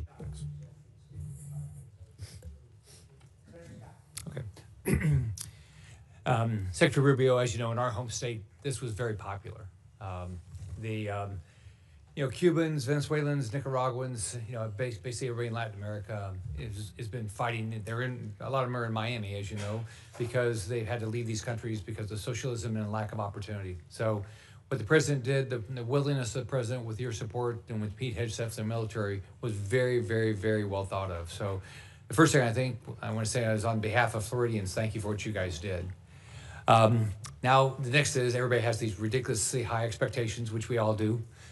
We would love to have a free and fair election tomorrow, where there was you knew that there was no oppression. Everybody wanted to run; they could run.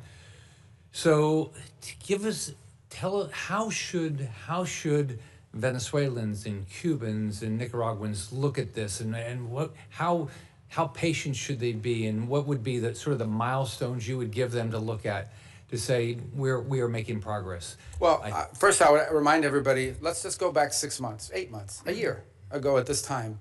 The Venezuelan challenge for us was frozen. It was a frozen situation. We had a regime that was entrenched. Its opposition was either in hiding or had been forced overseas. Edmundo Gonzalez lives in Spain. Maria Corina is no longer, she's very brave. She stood there as long as she could, but she had to leave.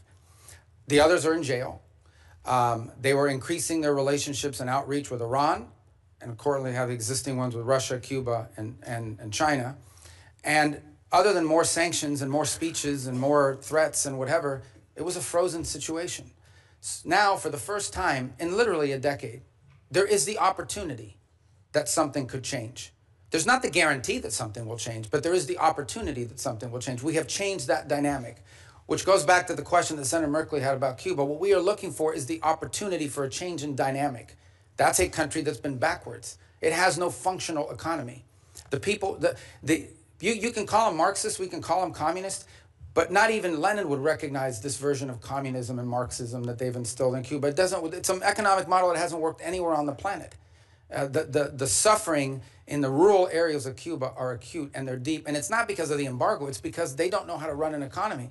How is it the fault of the U.S. embargo that Cuba, one of the world's largest sugar producers, now imports sugar? Because no sector of their society works. It's frozen and it's broken.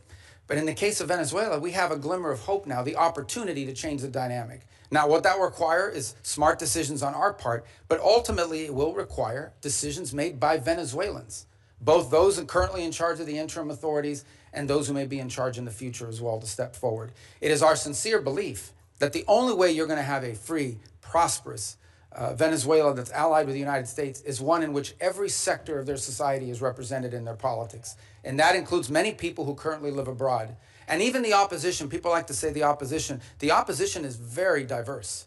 There are members of the opposition that were once part of Chavismo and turned against it. There are members of the opposition that have never been Chavistas, like Maria Corina Machado, and have been very forceful against it. So that broad sector has to be represented as well. So you have to have a process of internal reconciliation that allows these voices to begin to participate in the political life of that country, and that ultimately bring us to a point in which you can have a country where all of these elements of their society are represented in their politics. And look, there's a percentage of the Venezuelan population, I don't know what the number is, whether it's 15 or 20, that may not have liked Maduro, but are still committed to Chavista ideology. And they'll be represented in that platform as well. They may not win elections, but they'll be involved in this. That'll be up to the Venezuelan people. But our desire here is to have what's the end state? We want a Venezuela that has legitimate democratic elections, sometimes elects leaders that are friendly to the United States, sometimes elects leaders that maybe are not, the person we would have wanted to win, but that's not unique for us. That happens all over the world. We're not disputing that Petro is the legitimately elected president of Colombia, and yet he doesn't always say nice things about us.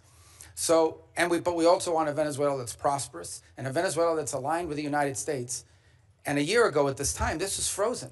Now we have a real opportunity, not just to create change systemically within that country through our help, but their efforts, but also one that is no longer a base of operation, the central base of operation for every geopolitical adversary we have. And that's what Venezuela was under Maduro. And that's what we hope and intend to change.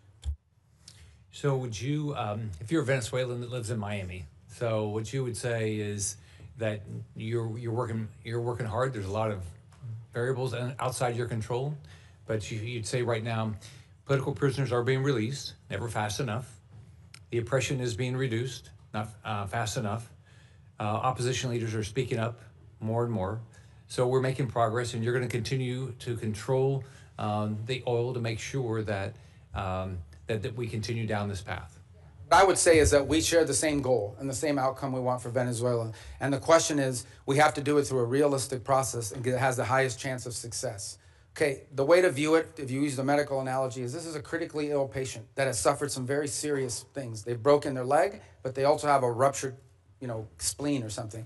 You've got to deal with the life-threatening first before you deal with a broken leg. And even when you deal with a broken leg, there's going to be a period of rehabilitation. You don't just go from having your leg repaired in a surgery to running on a treadmill the next day. There's going to have to be a process here. But the process has an arrow moving towards accomplishments, achievements, and positive things. What I would say to the people who I know quite well as you do is, for the first time in over a decade and a half, there is the real possibility of transformation. And a lot of it will depend on them, because there are many people living in Florida and across the country who would like to go back and be a part of Venezuelan economic life.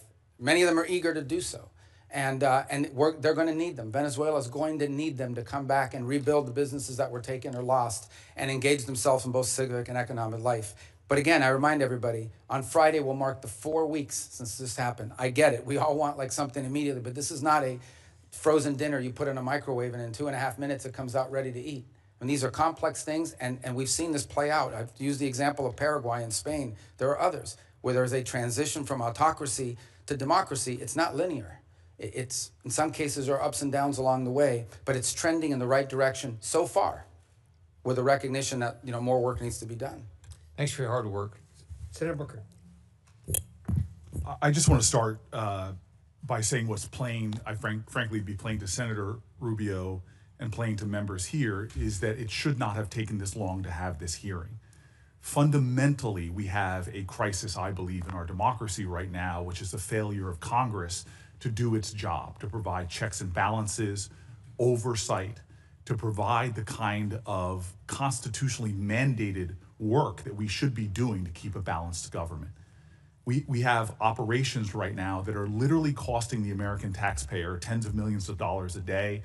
The buildup in the Caribbean alone is hundreds of millions of dollars a month, but we're not providing that kind of oversight that's necessary. So from our power to the purse, to our important work of providing a check and balance to an administration, what we're seeing right now is unacceptable and speaks to what I think is a growing constitutional crisis in our country, which is a Congress that is just lying down for the administration to do whatever it wants, whenever it wants. I want to pick up on my colleague's questioning because I actually know from years of conversations with you, your heart about human rights in countries like Venezuela, Mr. Secretary. And you issued a travel warning, a level 4 travel advisory from your department's website that says, right now in Venezuela, there's a high risk of wrongful detention, torture, terrorism, kidnapping, arbitrary enforcement of laws, crime, and more. And when we hear from the president that he is in charge, that you all are running this government to that extent, I have a lot of concerns when it comes to the rampant human rights violations that are persisting. Cabello is Maduro's key hardline enforcer. has continued to intimidate and suppress Venezuelan voices. He remains in control of Venezuela's security forces, security services, the colectivos. We're seeing extraordinary examples that the constant oppression of the people is continuing as these folks are remaining in control of the country. So I just want to know, what is the plan to address in a much more aggressive manner these severe human rights violations and to try to stop these armed militias? Because if we are doing things to stabilize their government, if we're turning over resources and money to the very groups that are creating these horrors, that seems to me against America's values, and it seems to me something that is should be unacceptable to Congress on both sides. Yeah, well, absolutely. The Venezuela I described that we want to see emerge from this is one in which none of that is happening. If you think about travel advisories are us imagining worst case scenarios. We have a duty to warn American citizens when they travel to a place that does have a history of Americans being arrested, of Americans being taken. And they may be taken by a deliberate action of a government or entity related to the regime. They may be taken by criminal gangs that control parts of that society. For example, you know, they have these colectivos, as they're called, which basically are these armed motorcycle gangs that are allowed to act with impunity in return for their support for the Maduro regime in the past. You have the ELN and the FARC and other drug trafficking organizations, including Tren de Aragua, that are involved. Again. So these are real risks that we have a duty to warn Americans, because here's what we didn't want to see, and I don't mean to interrupt you. We have this announcement that Maduro's been taken. All of a sudden, people conclude, oh, he's gone, let's flood over there, let's all go over there, and we could expose people to danger. But this is the hypocrisy that I see. At the same time that you're issuing these human rights cautions about what's going on there for Americans, you have a president that's lifting temporary protected status for Venezuelans. Many of them are individuals that have lived in our country for years, if not decades.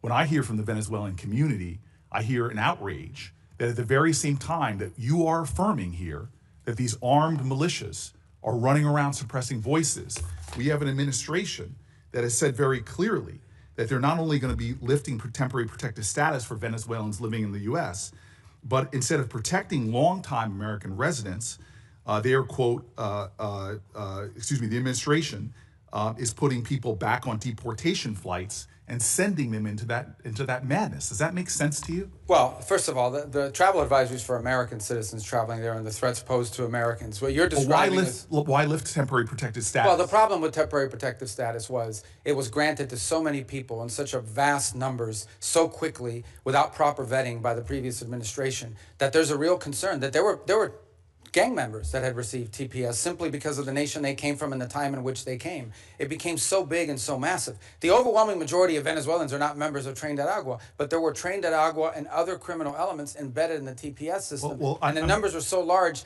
that the administration felt it had to cancel the program in order to appropriately vet it through on the individual cases. Excuse me, Mr. Secretary, this might not surprise you. I don't trust this administration and the way they use terms like terrorist. I've seen them calling American citizens domestic terrorists, who are people trying to peacefully protest. The problem we have right now is the administration continues to make policies that seem to contradict their words, and yet we don't have a process in place for Congress to do its job because people are not calling folks in for these hearings and not providing the kind of oversight that we need. It is very frustrating to me that we still have a repressive regime in power in Venezuela suppressing human rights, yet we are cooperating with them. We are funding them, and we're not calling out the ridiculousness of the violence that's going on there. At the same time, we're taking people who have lived in our country for years and years and years and sending them back into that hell where they can be targeted, where they can be abducted, where they can be held for hostage because they know they have American family members that are still here. This is a situation ripe for where we are being complicit in continuing human rights violations, and that needs to stop. And I think just on 2 points, we're not cooperating with them to continue doing what they're doing now. We're cooperating with them to transition away from what's happening now. And as I said, we're not even 4 weeks into this thing. And if it continues to look like this in 6 months, 9 months, a year from now, if progress isn't being made, we'll have very different feelings about it. But what we're cooperating on is not the continuation of what's happening. It's a movement away from all this and transitioning ultimately to something that looks nothing like this. That's the goal. But it's been less than 4 weeks. I mean, we think we've made substantial progress in a very short period of time. But I acknowledge we want to make a lot more progress. This is not the end state that we want. Senator Corner. Mr. Secretary, I want to expand a little bit on the question that Senator Barrasso raised about Venezuelan oil. But primarily what I want to do is focus on something that's come to be known as the shadow fleet or ghost fleet of Russian and Iranian oil that's been used, that's subject to sanctions, which has, with the complicity of Venezuela, been used to evade sanctions to help fund the Russian war against Ukraine and help Iran remain the #1 state sponsor of international terrorism and fund its proxies, which have been responsible for so much death and misery in the Middle East. So it strikes me that Venezuela, even though it has a lot of oil, has been more involved in trying to assist its allies, namely Iran and Russia, in circumventing these sanctions to help them fund their nefarious activities, both in the Middle East and in Ukraine. But obviously they're also a source of additional energy which is needed by China. Can you help us understand that better? And is the law enforcement operation to arrest Nicolas Maduro and the current status of our engagement with Venezuela helping us deal with that ghost fleet or the evasion of sanctions? Yeah, on the first point, on the second point, absolutely it's helping us deal with it because it's a complex situation to describe. The oil in Venezuela we all think is under the control of one entity, and some of it is, but you literally have a place in which certain individuals, the glue that held the regime together was corruption and graft. Like people said, I'm supportive of this regime, and they didn't, not because they like Nicolas Maduro, but because Nicolas Maduro set up a system that guaranteed them a profit. Some people were making that profit from drugs. Some of them were making it from stealing money from their food program called CLAP. Some of them were making their money from an oil field that was literally given to them in exchange for buying them their loyalty. Some were making their profits from all three, so and other activities. So there's no doubt that his removal has created the conditions to begin to move away from that. That's why we sanction their oil. The ghost fleet exists for the following reason. When something is sanctioned, when we say it is illegal for them to move this oil, none of the traditional legitimate tankers will carry that oil. They won't touch it because they don't want to be sanctioned by the United States. So you have to turn to these pirates. You have to basically turn to these ships that are either falsely flagged, meaning they're flying the flag of Liberia, but they don't really have a Liberian flag, or are stateless in their capacity. And they have to turn to them, and they turn to these vessels. And these vessels are made up with crews from all over the world. We seized one where the majority of the crew members were Ukrainian. We've seized others, the majority of them are Russians, and a mix and what have you. And so what's happened is a lot of this oil is going, a lot of this shadow fleet oil is going even outside the PDVSA system. And those are the ones that we have now been seizing as well as the ones that are involved outside the PDVSA system. Our goal is to rope all of this illegal oil into a channel that goes into this account that ultimately goes to the benefit of the Venezuelan people. This is an interim step. This is not the way we want the oil industry to look like in perpetuity. This is simply a way to provide revenue so that there isn't systemic collapse while we work through this recovery and transition phases. So there's no doubt that when Maduro was there, we had no cooperation on any of this. Zero cooperation. But I will tell you this, since the time Maduro was removed, not a single illegal ship has headed towards Venezuela. And the ones that you hear us seizing are all the legacy ones that took off or have been seized in the past. So we have got a really good handle on this as a result of it. And what's really changed is the dynamic that the Venezuelan interim authorities are now actually helping us identify shadow fleet ships that they want us to seize and feed into this new interim mechanism. So let me turn to Iran. Obviously, the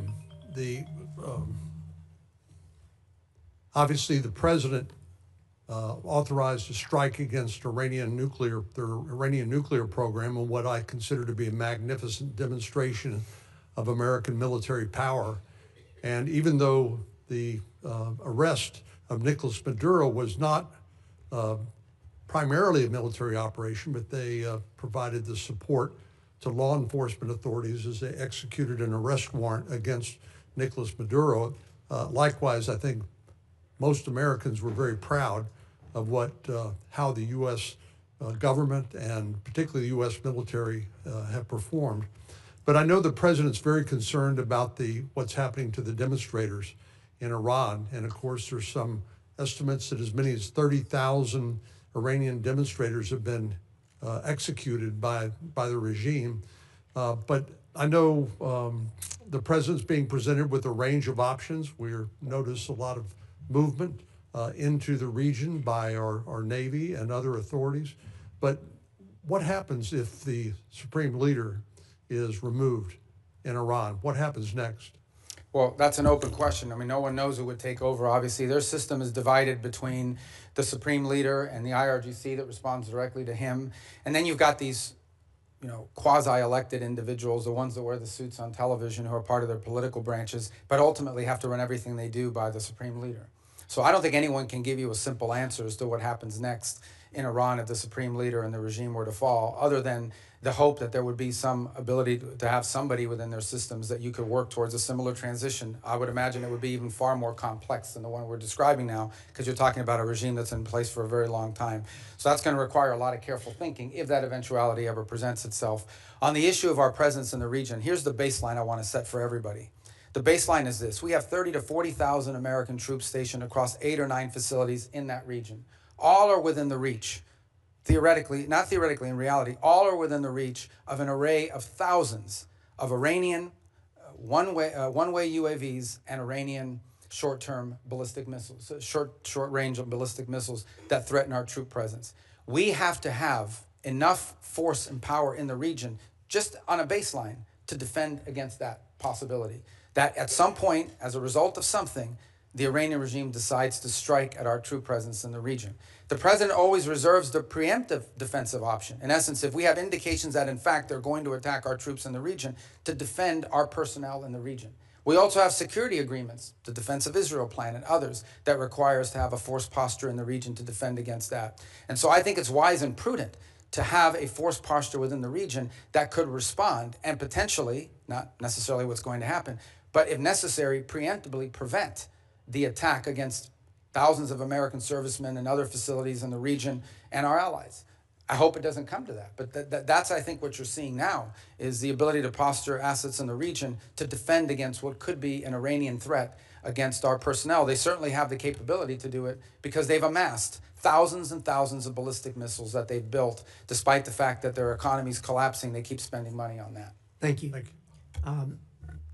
Gentlemen, do I understand that you're yielding to Senator Duckworth? Is that correct? Both of you? Senator Van Hollen? Are you going to yield to Senator Duckworth? Okay. Senator Duckworth. I thank my colleagues. My daughter has dental surgery, so they're being very kind so I can get her to that. Thank you. Mr. Secretary, last March, the president invoked the Alien Enemies Act, a notorious wartime law last used for Japanese internment. He said that he was responding to the Maduro regime's supposed invasion or other acts of war against the United States. But in recent weeks, you, the Department of Justice, and our friends across the aisle have repeatedly said that we are not at war with Venezuela. Secretary Rubio, if that is true and we are not at war with Venezuela, will you advise the president to rescind his invocation of the Wartime Alien Enemies Act? Well, that was a mechanism to remove people from our country that prevent grave danger. So, for example, we know for a fact that Tren de Agua is a very dangerous gang. In fact, I believe, if I'm not mistaken, I may have been the first member of Congress. This is a wartime act, Mr. Secretary. Well, are we currently at war with Venezuela? No, we're not in a state of war in Venezuela. Okay, the Supreme Court has described the Alien Enemies Act as a wartime power, our Supreme Court. And before now, the Alien Enemies Act was only invoked during the War of 1812, World War I, World War II, when it was used to intern thousands of innocent civilians. Are you really arguing that the president should be able to wield an internment law? No, but we're talking about two separate things here. So you're talking about the state of Venezuela, or are describing the regime. And we're talking about, but what the president designated. Invoked the Alien Enemies Act. I know, Senator, but let me be clear with you. No, but what the president was talking about are these gangs that have, and these narco-trafficking groups that are waging war on the United States. There's no doubt. These groups have waged war on the United States. They have waged, for example, Tren de Agua is not just a criminal gang presence in our street. It is a criminal gang directly responsible for narco-trafficking. The Trump administration has acknowledged that the vast majority of the men it rounded up and deported to torture under this law had no criminal records whatsoever. We didn't torture anybody. Over 75%. Who did we torture? We haven't tortured anybody. We've arrested people that are members of gangs and we've deported them. We don't want gang members in our Investigations country. have found that many of the men were here legally. If the administration is willing to lie about who it's targeting under this law, what protections do totally innocent people have against abuse? Again, I want to ask you, will you advise the president to rescind his invocation of the wartime alien enemies No, of course act? not. I mean, these are people that are threats to the national security of the United States. But I've described this in hearings in the past, including So before you're you guys. saying that we're at war? We are absolutely, when it comes to narco trafficking groups and criminal gangs that are targeting the United States for criminal We're in a activity, state of war. there's no doubt about the fact that we're So then, confronting them in do a the warlike setting international because laws they're of waging war war on us. apply, and do the Geneva Convention They're waging apply? war against us, and they're enemy combatants as a result of it. And the fact of the matter is that we are confronting these irregular groups, and that's one of the great challenges of the new century in this hemisphere in particular, is that these non-state actors who possess state-like capabilities in terms of their weaponry pose a grave danger to the United States. I don't think any American would dispute that we have cartels that pose a threat to the national security with of the all United of the States. other laws of when it comes to warfare. I mean, you're saying that he can invoke this wartime power.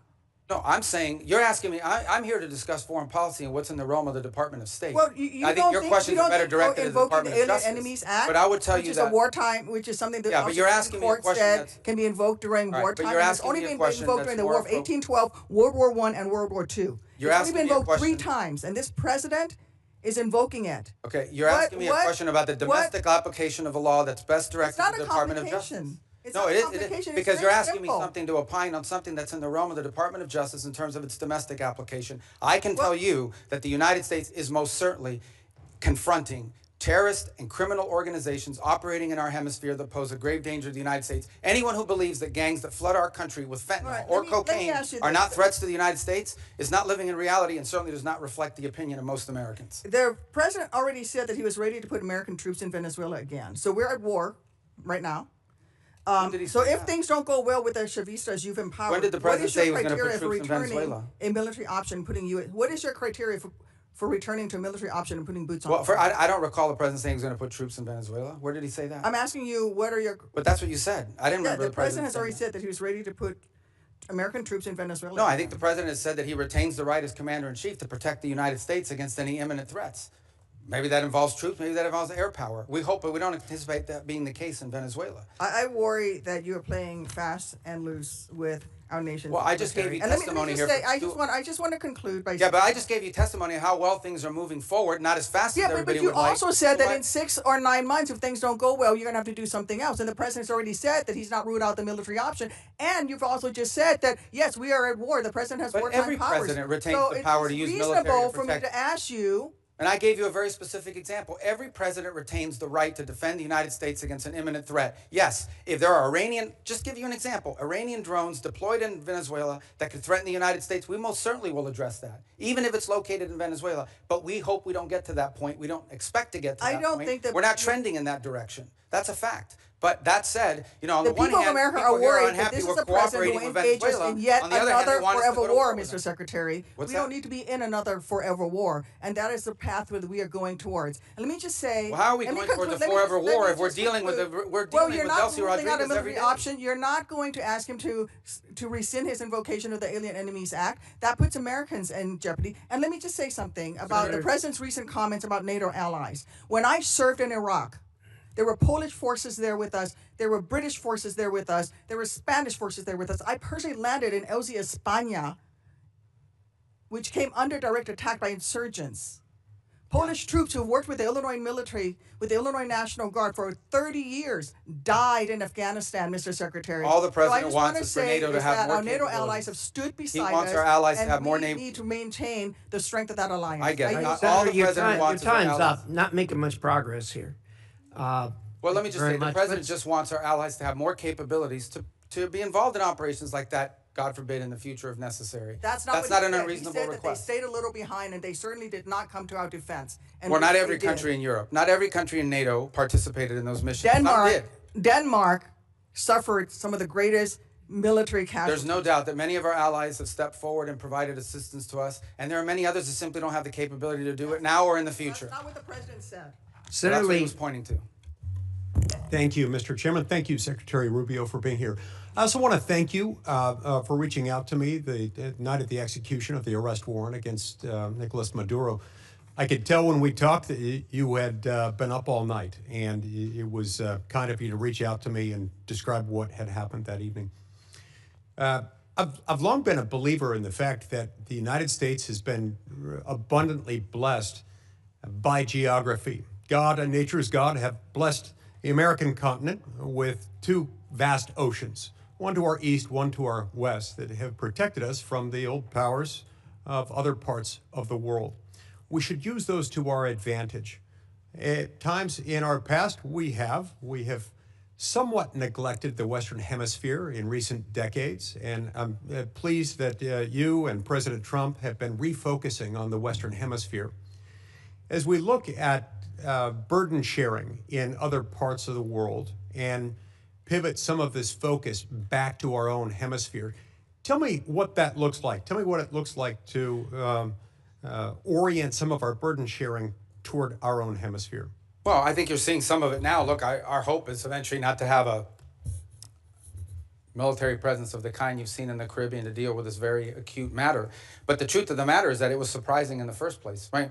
If these ships and these assets were deployed in the Indo-Pacific or in the Mediterranean or in the Middle East somewhere, no one would blink an eye. They say, well, that's normal. That's what we always do. The fact that they were deployed in the Western Hemisphere was a shock to everybody because we haven't done it. In fact, according to Southcom, they've rarely have ever had assets permanently deployed to them. They may have been transiting through at some point, but not permanently deployed to deal with a very acute matter. And that is, and these are, these things become interrelated here at some point, but they are separate in many ways. And it's part of what I was trying to explain to Senator Duckworth.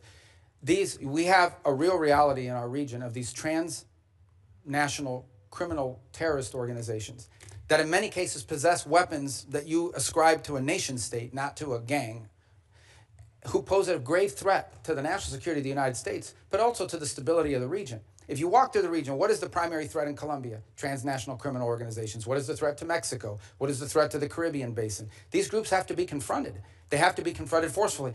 What's the threat in Haiti to systemic collapse? And that is these criminal gangs that basically control territory and threaten the ability to even form a government there in that regard. So it's endemic throughout the region, and it ultimately impacts the United States through mass migration, through drug trafficking, and other related criminal organizations. And so we need to have a force posture that can confront that and that can provide assistance in conjunction with other partners. We also need more countries that are willing to cooperate with us and collaboratively work on these things, the way Ecuador is now doing, the way El Salvador has done, the way Trinidad and Jamaica and other countries, the way we historically have done with Colombia, by the way, and continue to do in many respects. So we hope Venezuela will be one of those. Imagine if a future, or even the current interim authorities, or a future legitimate government of Venezuela cooperated with the United States against Tren de Aragua, cooperated with the United States against the ELN, the FARC, and the drug trafficking organizations. How much easier it would be to confront these challenges that we face. But it will require some force posture in the region. I think the one area, if your question is in the context of NATO, the one area we have to recognize is that we need to have a presence in the Indo-Pacific. Many of you travel overseas and are constantly being told by our Indo-Pacific allies they want to see a sustained commitment of the United States to the region. We still have obligations and needs that we need to address when it comes to the Middle East. We have a growing threat of the rise of terrorism potentially in the African continent. And then, of course, you point to the Western Hemisphere. So that doesn't mean we're abandoning NATO or abandoning Europe. It does mean that we are going to have to, at some point, readjust our force posture in the world to deal with all of these realities. And as a result is why I keep making the point, the stronger our allies and more capable our allies in NATO are, the more flexibility we'll have to do that. We'll still be there with our assurances. We'll still be there with our presence. We'll still have some of the largest military deployments in the world will be in Europe with our allies. But we are going to need some flexibility to do this over time. And we've told this to our allies, and we've told them there'll be no surprises. And most of them understand it. Frankly, they do. And that's why they're moving very quickly in many cases to rearm and reinvigorate themselves. Over the last 5 to 10 years, we've seen China gain pretty significant footholds by historical standards in South America, in Central America, in parts of the Caribbean. Sometimes this occurs simultaneously with and in the same places as drug cartels, places where drug cartels are the strongest. How would you describe the connection between those two things? Are they correlated, or is there causal? Well, the correlation maybe to the extent that you have, usually when you have strong narco organizations or drug trafficking organizations, you also have very weak states that are, in some cases, vulnerable to corruption. So the general Chinese practice has been, you go into a country, you offer to build a bunch of stuff that you end up building poorly. And to get that contract, you do it as a market share thing, not because you can make money off it, but because it puts you in place at the expense of everybody else. You sometimes have to bribe people locally in order to get that, and it gives you a foothold into that country and allows you to expand into other sectors. In some cases, frankly, it has been like in telecommunications, because Huawei shows up with a deal and no Western company shows up with a deal that's affordable, and so they go with Huawei because they want to have 4G, not to mention 5G. Huawei provides a product that's not the best, but it's good enough and they can afford it. And it's subsidized by the Chinese government. So we've seen that play out in place after place. It became quite acute, for example, in the Panama Canal Zone, where a Chinese company ended up owning both ports on the Pacific and on the Caribbean side and Atlantic side of that canal, which is of grave concern to the United States. So I do think you've seen their presence, largely through economic means over time, create leverage over nations in the country who become emboldened and either trapped in debt traps or trapped in bad contracts they can't get themselves out of, and always in sectors that are valuable to China that include rare earths, and critical minerals, energy, and infrastructure. Senator Schatz. Thank you. Thank you, Chairman, Ranking Member. Secretary, good to see you again. I want to ask about the oil. Under U.S. law, funds received by the government must be deposited with the Treasury. Earlier, you testified that the funds are being held short-term in Qatar and then will move to a Treasury blocked account. What is the statutory authority for the administration relying on Qatar to hold the funds? It's not our funds. The funds are in an account that's owned and signed. It's an account that belongs to Venezuela, but it has U.S. sanctions as a blocking mechanism on it. And one of the primary reasons why it was in a third country initially, until we could create the mechanism to move it to a U.S. presence, is twofold. One, we have an issue we're working through on recognition. What is exactly, you have to recognize a government, but we don't recognize this government. We recognize the 2015 National Assembly. So we have to find some creative way legally to meet that standard. The other is, frankly, creditors. If any of that money touched a U.S. bank, even if it was an account in the name of the Venezuelans, it would immediately be seized upon by a number of creditors who eventually we'll have to take care of. But in the short term, that would impede the ability of the Venezuelan authorities to receive the funds they need to operate. So do you have the, I mean, this is what I'm trying to get at, right? Either it's American money, in which case it's subject to the Miscellaneous Receipts Act, and there are all kinds of things that attend to that. You're saying it's Venezuela's money, but it does sound like, according to the EO, according to the president's statements, you are in charge of that money.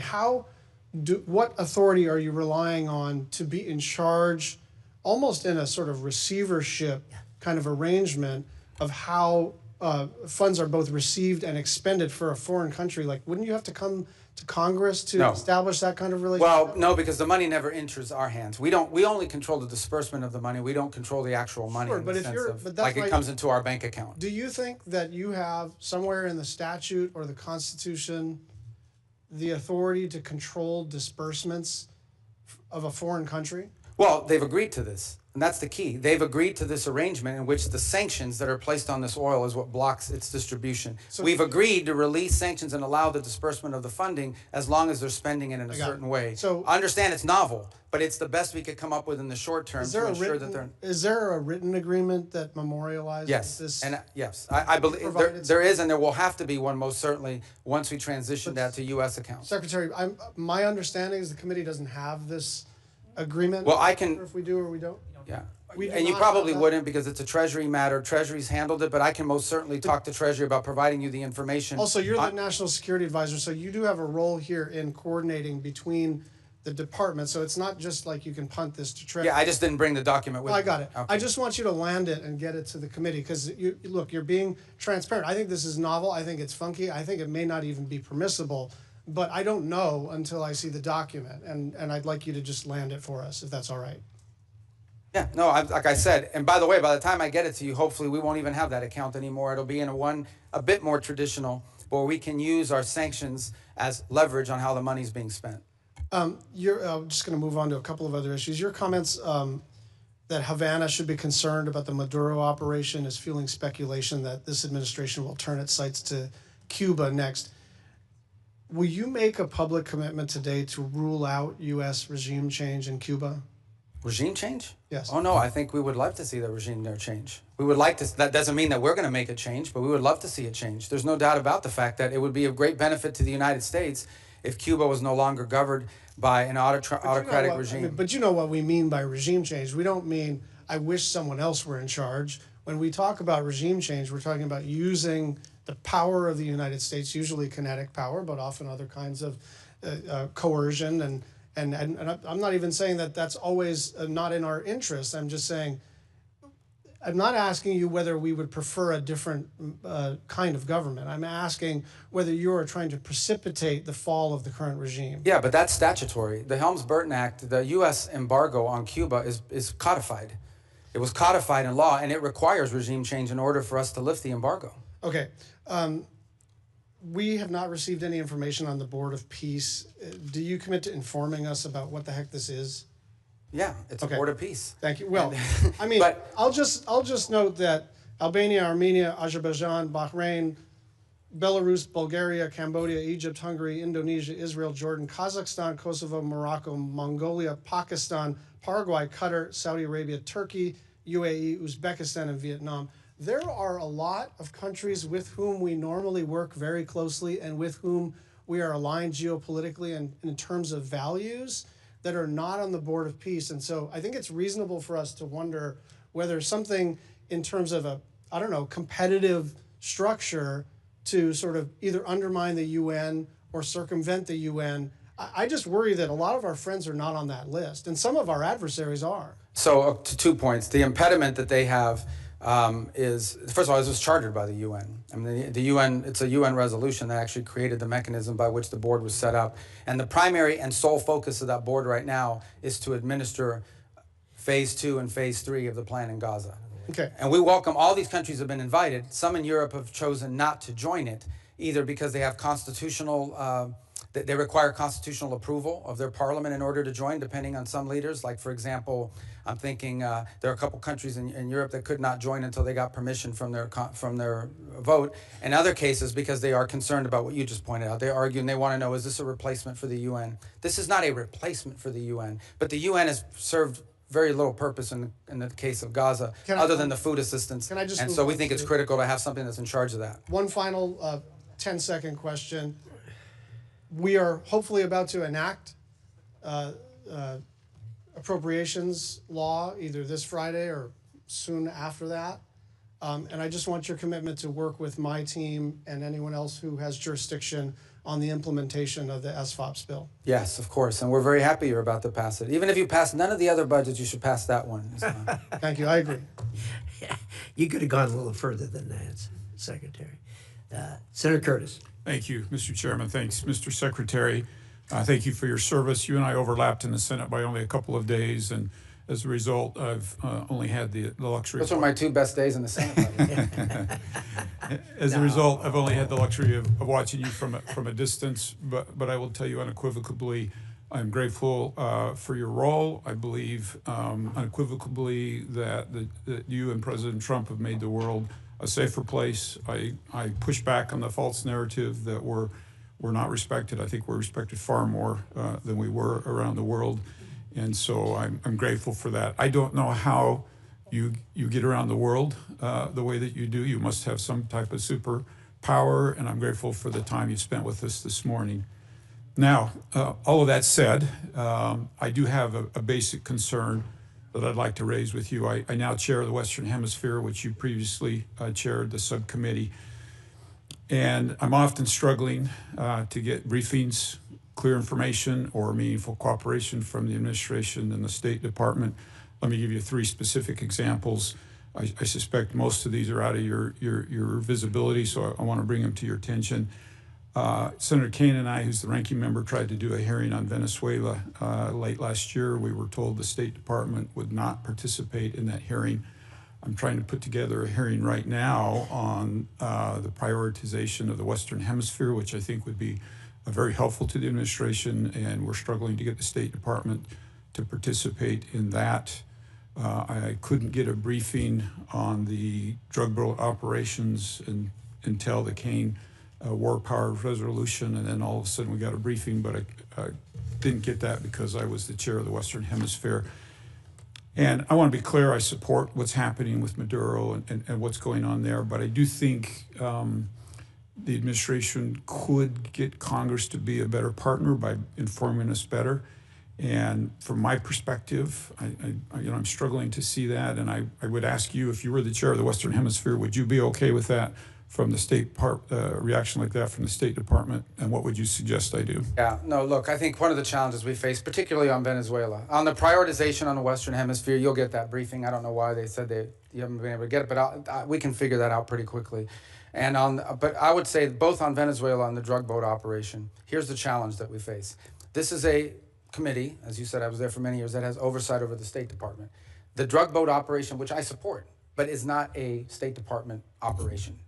I think now that I'm here testifying with you, there's a lot of State Department involvement in the issue of transitioning and all the projects that we're doing in Venezuela. But everything that led up to that point was not primarily within the jurisdiction of the Department of State. These were Department of War and Department of Justice operations that were ongoing. And so for us, the struggle in those cases would be to provide you witnesses that could say anything meaningful on a topic that was largely from an interagency perspective in the realm of other agencies. Now, if you were in some of the other committees, I don't know if they got those hearings, those that perhaps can tell you that are on armed services and the like. So I think that was the struggle both in December with a hearing on Venezuela policy, and again now and with the drug boat one. On the issue of the broader context of our priorities in the Western Hemisphere, I think that's something we most certainly can and will provide because it features prominently in our national security strategy. And I think we have a lot of good stories to tell about the Western Hemisphere. I'll just be clear, we haven't even been able to get that from the State Department. To get what? Help on a hearing for... No, you'll get it. You'll get it. Okay. Would love to have your commitment moving forward that we could have that type of cooperation in the Western Hemisphere. Yeah, I just got to make sure that the people were... Look, I don't want you to have a meaningless hearing. If you're asking about something that's not in our... It's like having a hearing on agriculture in front of the State Department. We have limited involvement because from an interagency perspective, in the case of the drug boats and Venezuela, at the time you requested, this was primarily a Department of War function. And so, but in the case of the priorities on the Western Hemisphere, that will happen. Okay. We look forward to doing that. Let's move on. You mentioned Russia, China, Iran a little bit earlier. I'm very concerned, as you are, about their influence in the Western Hemisphere. If we put Venezuela aside for just a moment, can you talk about where we're seeing the influence, particularly of China, in the Western Hemisphere, and what progress we've made or what we need to be thinking about? Well, China specific? All of them are important, yeah. but specifically on China. I mean, look, when Iran and Russia, in Iran, their primary foothold in the region was Venezuela. Let me just put that up front. And it involved more than just selling weapons and all this other stuff. I mean, in many cases, there's clear evidence now that they were providing passports, Venezuelan passports with false identities to people who operated on behalf of both Iran and Hezbollah. And so deep concerns about that, and that needs to stop and end. In the case of Russia, their primary presence of influence in the region is Venezuela and to some extent Nicaragua and Cuba, which is where they operate. In the case of China, they do have a presence in Cuba. They have this debt relationship with Venezuela where they were basically taking Venezuelan oil as payment on debt. And then they were reselling it at a huge profit because they were buying it on discount. That is now obviously ended. And if their debt is legitimate, a future Venezuelan government will have to address it and deal with it as part of a broader restructuring of their debt. But in the short term, that is now ended. But the primary way that China plays in the Western Hemisphere is through commercial relations. They engage themselves in a country. They're very interested in telecommunication. They're very interested in building and controlling key infrastructure. They're very interested in critical mineral rights. And they've secured many leases for many years because of neglect on our part in allowing them to do that. And it's given them leverage and a presence in many of these countries. I will say that I think that influence in our hemisphere has eroded over the last year.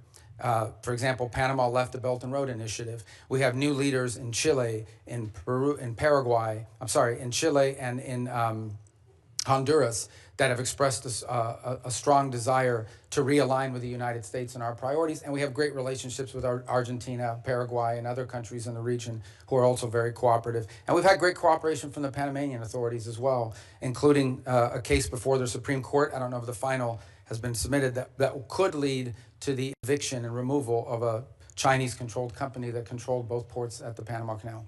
Thank you. I wish we had more time. I'm out of time. I yield. Thank you, Senator Van Hollen. Thank you, Mr. Chairman. Mr. Secretary, I want to discuss corruption in the White House and its intersection with our foreign policy. The president and his family have used the office of the presidency to pocket $1.4 billion plus since he was sworn in. New York Times analysis entitled Trump's Plundering of America indicates that some of that is a result of the president selling corruption here at home, but much of it relates to the president selling out U.S. interests overseas to make a killing for his family, including giving away sensitive U.S. semiconductor and AI technologies to the UAE, while the UAE pumped $2 billion into one of the Trump family ventures. And then there are all the other Trump deals that are intertwined with tariff or foreign policy matters. Golf courses in Saudi Arabia and Vietnam, Trump hotels and office buildings in other countries. And of course, there's the $400 million jet from Qatar. The list goes on and on. By any measure, this is the most corrupt administration in American history. We also see the president wielding U.S. power overseas in a way that advances the interests of his billionaire buddies at the expense of American interests. It was Ron Lauder, who has business ventures in Greenland, who reportedly first put the idea of grabbing Greenland into President Trump's mind. And in the case of Venezuela, President Trump has said he talked to oil executives about toppling Maduro and going into Venezuela before anyone in Congress knew. We know that in President Trump's mind, deposing Maduro was not about stopping the flow of fentanyl or drugs in the United States. He cut the budget for DEA. He pardoned the former Honduran president convicted of drug running. And the new president, Delcy Rodriguez, has herself been long suspected by DEA of being involved in drug smuggling. She's also a longtime hardened communist leader, so this operation certainly was not about bringing more freedom and democracy to Venezuela. In fact, the president told us what it was all about at his big press conference after seizing Maduro. The president said it was about oil, oil, oil. He used the word oil 19 times, never mentioned democracy or freedom or human rights. And so the pattern of corruption is clear.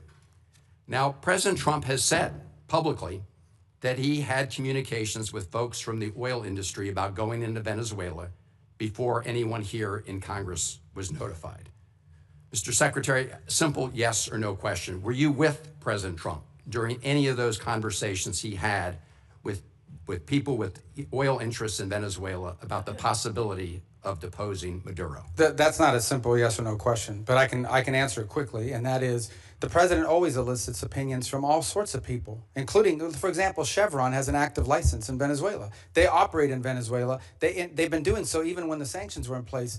So of course you would ask Chevron, what is your opinion of Delcy Rodriguez? What are your opinion of their economy and of their prospect? But the notion that somehow the president authorized this challenge at the urging of oil executives is absurd. That never happened. Mr. Secretary, I'm asking whether you were with the president. That never happened. I couldn't be with him because it never happened. The oil executives were not involved whatsoever in any of the planning on this matter. None. Did the president, as he said publicly, inform them about the U.S. operations? I think all of those executives learned about this operation the same time everybody else did. Well, President Trump has said the opposite in public. No.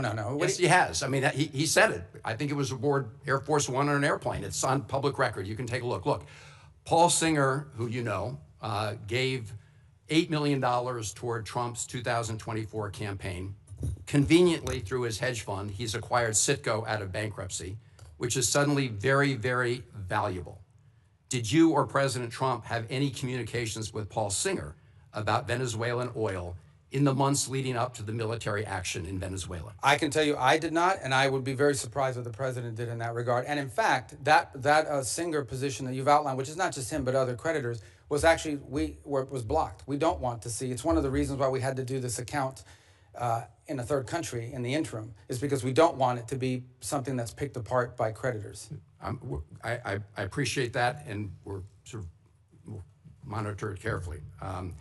There's also Vitol. They've been given a license for Venezuelan oil worth about $250 million. Vitol's senior partner, John Addison, gave $6 million to the Trump-aligned PACs in the last cycle.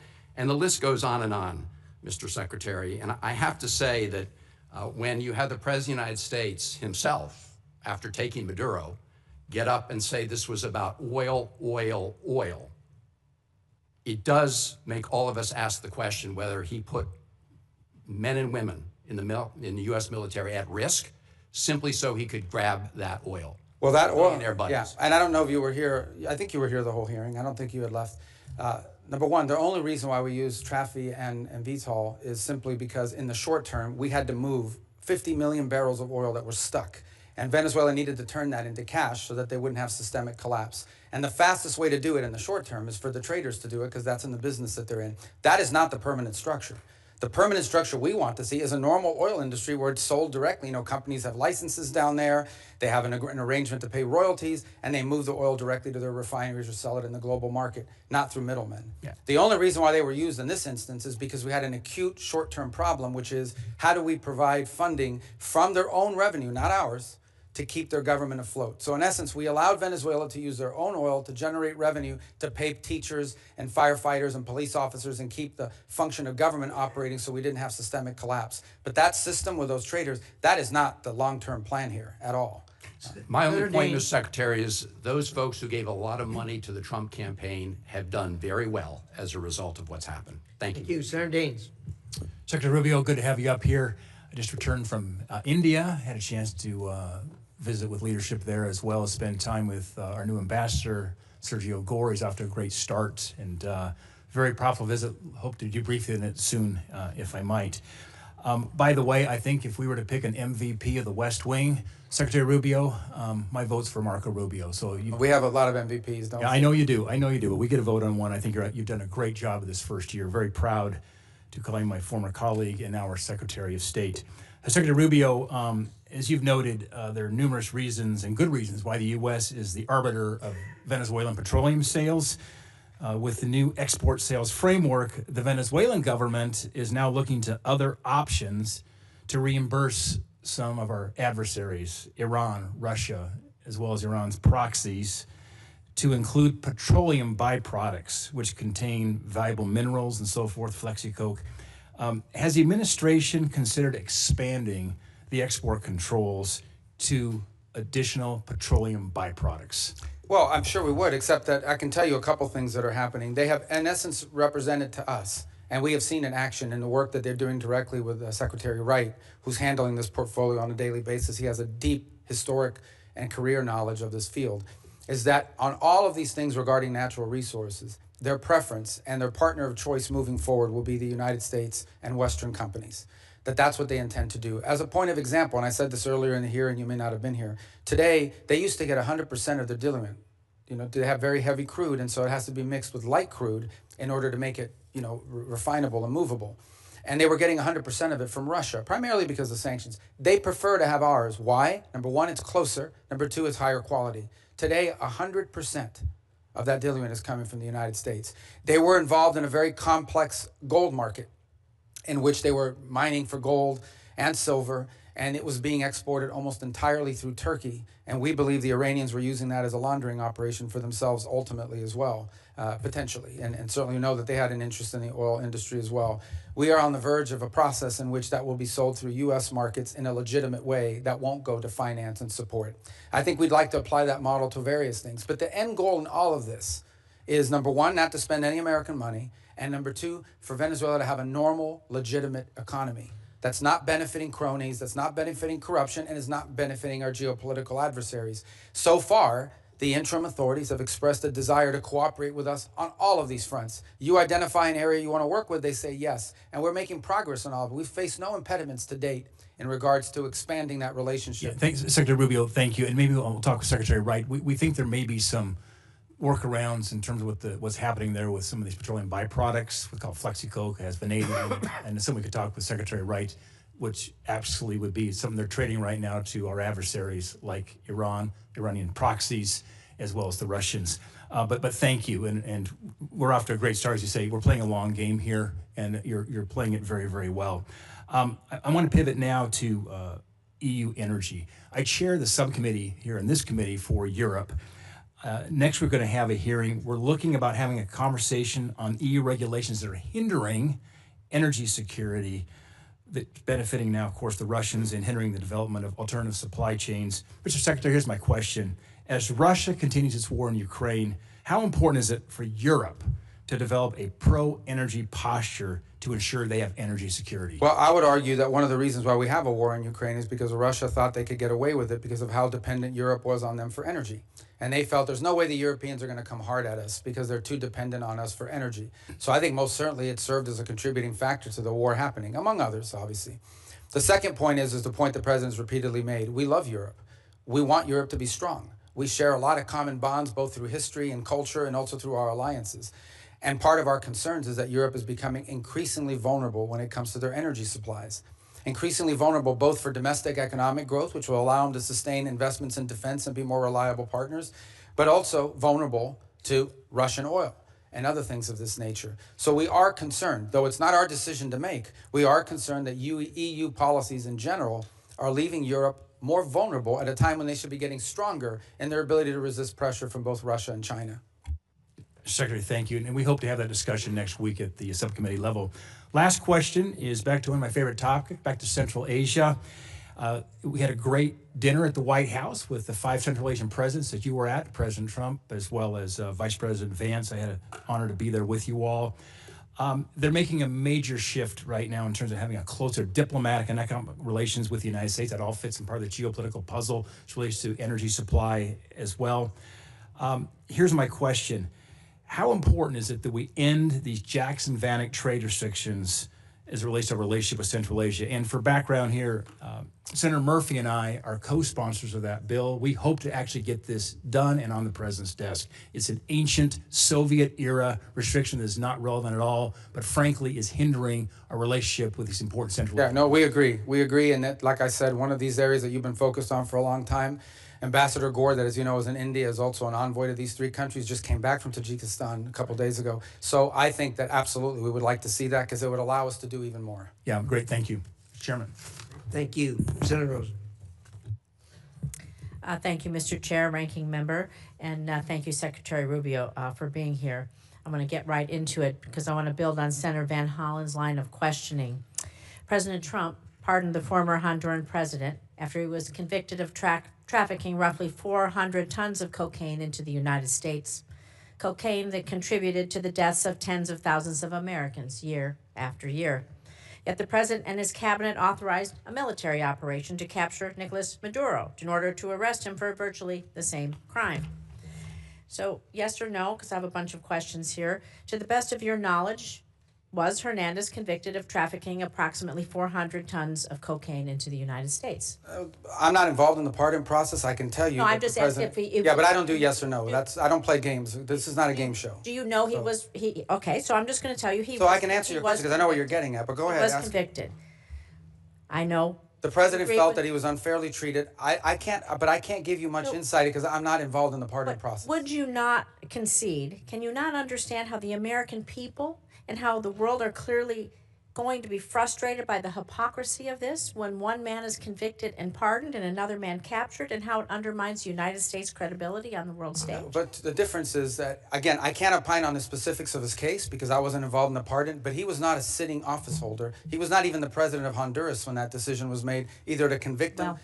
The difference between him and Nicolas Maduro is he was actively engaged in narco trafficking. It was an ongoing endeavor. I think it does undermine our credibility, but I'm going to move on to some foreign policy decision-making here, because despite the fact that you famously or infamously have numerous jobs in the administration, your Secretary of State, your National Security Advisor, it is increasingly unclear who's actually directing U.S. foreign policy under President Trump. We have a special envoy Witkoff. He's reportedly conducted Russia-Ukraine talks in Switzerland beyond your awareness. He and Jared Kushner have been described as managing the president's Gaza plan. Meanwhile, Ambassador Barrack is leading on Syria policy, while Special Envoy Boulos is appearing to lead on our Africa policy. So I have to ask you, I know the answer to this, but I'm going to ask you, are you the lead for U.S. government on Well, foreign policy? No. The lead on U.S. foreign policy is named Donald J. Trump, the President of the United States. On the individuals you've described, these are very valuable teams. We have if I can answer, because I think it's important. It's a legitimate question. I have the distinction, but I think both the benefit of being the National Security Advisor and the Secretary of State. As National Security Advisor, my job is to coordinate the interagency function of national security, and that involves foreign policy. So I speak to Steve Witkoff and Jared Kushner in the case of Gaza, and now Russia, probably 10 times a day. We have multiple meetings and coordination. All of it is we build a team, we gather facts, we present options, and then we take them to the president. It is the president who directs the foreign policy of the United States. That's always been the case, by the way. You can't overrule their decisions. Do you outrank the special envoys and ambassadors? Do they get your input as as an example? Do they care about your input, or do they go straight to the president? There's no time in which the president is presented an option by one of us at the exemption of everybody else. It depends on the portfolio. But in every one of these portfolios, we have a team approach to this, which is the way the system is supposed to work. It's not the way it's always worked. You have had in the past tensions between the National Security Council that became operational in the Department of State. In this particular case, there's not much conflict between the two because it's the same person. And we basically, what we basically try to do in every one of these unique missions is we create a consensus team around it, and then we present the president options together. It's the president's decision, nobody else's. There's no overruling here. The president makes the decision. Our job is to present him options. Shouldn't they report to you? Shouldn't there be a line of command and a line of transparency? They report to me every day. Where does the buck stop? But they report to me every day in terms of keeping me apprised of what's happening. I give advice. I give, in some cases, direction. They involved heavily. For example, the special envoys rely almost exclusively on State Department personnel to assist them in all of their efforts. For example, on the Board of Peace, we helped them position the entire gathering last week and all of the work that's going to happen now. On every one of these issues, it's not linear. No single individual other than the president has the ability to dictate our foreign policy. Our job is to come to a consensus view on the best way forward. Where there are disputes, those are presented to the president, and he makes the decision. Let's talk about the Board of Peace then, because all treaties and statutes have to be approved by Congress, and the president is starting a new Board of Peace, and we would need that authority. The authority for the filing stems from the International Organizations Immunities Act, but it's my understanding it only provides the president with such authority when participation by the in an organization has been approved by treaty or statute. Treaties and statutes must be approved by Congress. So when will the administration be requesting Congress pass legislation to authorize the president to extend this benefits to the Board of Peace, creating the Board of Peace, and when will it be sent? Well, actually, the Board of Peace was chartered and set up by the UN Security Council through a vote of the UN Security Council as the deliberation. So it's an international organism recognized by the Security Council of the United Nations, which is something I think many of you should be supportive of the fact that we're doing it. The president is claiming his authority is from the International Organizations Immunities Act, and this law only provides the president authority when U.S. participation has been approved by treaty or statute. I know my time is up. Please consider working with us to do these things. You know what it is to be a senator. You know what that collaboration and cooperation mean. And I think that all of us expect that respect from you and would really appreciate it. Thank you. Thank you, Senator Rosen. Secretary, you've been very generous with your time. We have just a few comments to wind up here. Senator Shaheen. Yes, I agree. Thank you. I hope that you will come more often before this committee. But I just wanted to clarify a couple of things. One is that under the CASE Act, the State Department is required, as are other agencies, to give documents like the one that Senator Schatz was raising for the agreement between Venezuela and the U.S. to this committee. We have not yet received it, so I hope that we will see it in the near future. The other thing, with respect to the exchange between you and Senator Rosen, I can tell you that we have, as the minority staff, requested on multiple occasions updates from the State Department on the special envoy's negotiations on the Ukraine war with Russia, and we have been denied access to any of that information. I would hope that, number one, that would be available, because I think everybody's interested in trying to support efforts to end this war in Ukraine. This should not be an adversarial position. And number two, I would also hope that, like Senator Curtis, that you would be willing to have someone from state come before the committee. We have not had a hearing on negotiations over the war in Ukraine since I've been on this committee since the president took office. And so I hope you will make that commitment to have state come and be part of a hearing on the war in Ukraine and the negotiations there. Yeah, and we would love to do that, and I'll make sure that happens. And I will tell you, I can give you a brief update. I know it's late, but I don't mind. I mean, we can continue to talk about this a little bit because it's important. It's a very fluid situation, unfortunately. I mean, as you know, it's moving very quickly. My sense of it is that for the most part, I discussed the security guarantees piece, which was part of a meeting and efforts that took place in the early part of this year. I think the one remaining item remains the one you're all familiar with, and that is a territorial claim on Donetsk in particular. And I know there's active work going to try to see if both sides' views on that can't be reconciled. It's still a bridge we haven't crossed. It's still a gap, but at least we've been able to narrow down the issue set to one central one. And it will probably be a very difficult one, but nonetheless, it's one that work is going on. There was a meeting late last week in the UAE, which I think for the first time in many years, trilateral, involved the U.S. presence. Jared was there and Steve Witkoff were there, along with representatives of Russia and Ukraine. They were going to follow up talks again this week in that regard, bilateral. There might be a U.S. presence, but it won't be Steve and Jared. And we continue to try to move that forward. I want to speak in frankness with you. Some of this stuff that's being talked about, it's easier for the parties engaged to find flexibility on some of these matters if they're not being deliberated in the public on a constant basis, because it creates political pressures internally on both sides. As you can imagine in Ukraine, you know, the notion that you would even consider a change in land and after all that's gone in the war it's difficult. And in the case of Russia, they've been telling their people for 2.5 years that they're winning this war overwhelmingly. So people are going to wonder, why are we giving up land if we're winning so strongly? So there's some dynamics there at play that are important. But I think if you need more information on that, we'll provide it. Just know that this has been so fluid that an update like the one I just gave you could be outdated in 72 hours if some new development occurs. But your point is taken, and we'll be responsive to that. I appreciate that. I think the other point of a hearing is it gives people a chance to ask questions that we're hearing, as you know, from our constituents, from other people, and try and get answers. And I appreciate that it's a changing dynamic and that that's always going to be the case, and that there are issues on both in Ukraine and in Russia with respect to what comes out in public. But given the amount of money that the United States has put into supporting this effort, given the support among the American people, and given the support in Congress, it seems to me that we owe people the ability to have a public hearing and to ask questions. Thank you. Thank you. I appreciate that.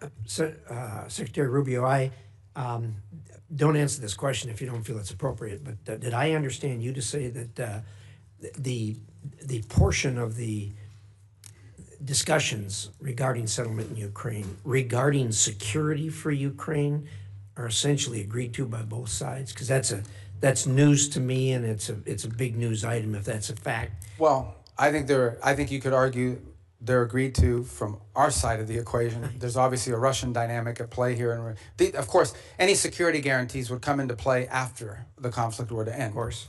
And so there's that component to it. But the broader point I was making is that in all these discussions about security guarantees that people are putting out there, it's pretty clear that the only security guarantee that people keep pushing forward is one that involves the deployment of some European troops on the ground, but with a very strong U.S. backstop.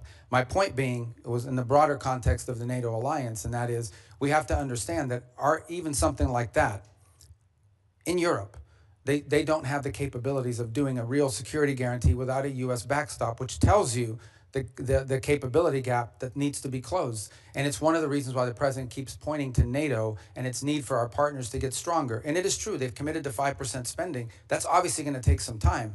But that's really the broader point I was trying to make in that regard. But every notion of security guarantee that's been talked about and that the Europeans have pushed is one that requires a strong commitment by the United States as a backstop, which, you know, in essence means we would be committed, potentially, in a conflict, in a future conflict. And that's something that I think needs to be understood in the context of what I've just described as the problems with NATO capabilities. Very clear. Thank you very much. Thank you again for your time. I'm going to leave the record open until close of business tomorrow. If there are questions, I'd appreciate it if you'd assist in getting answers to those questions. Great job. Thank you for spending the time with us. We sincerely appreciate it. The American people are lucky to have you as the Secretary of State. And with that, the meeting is adjourned.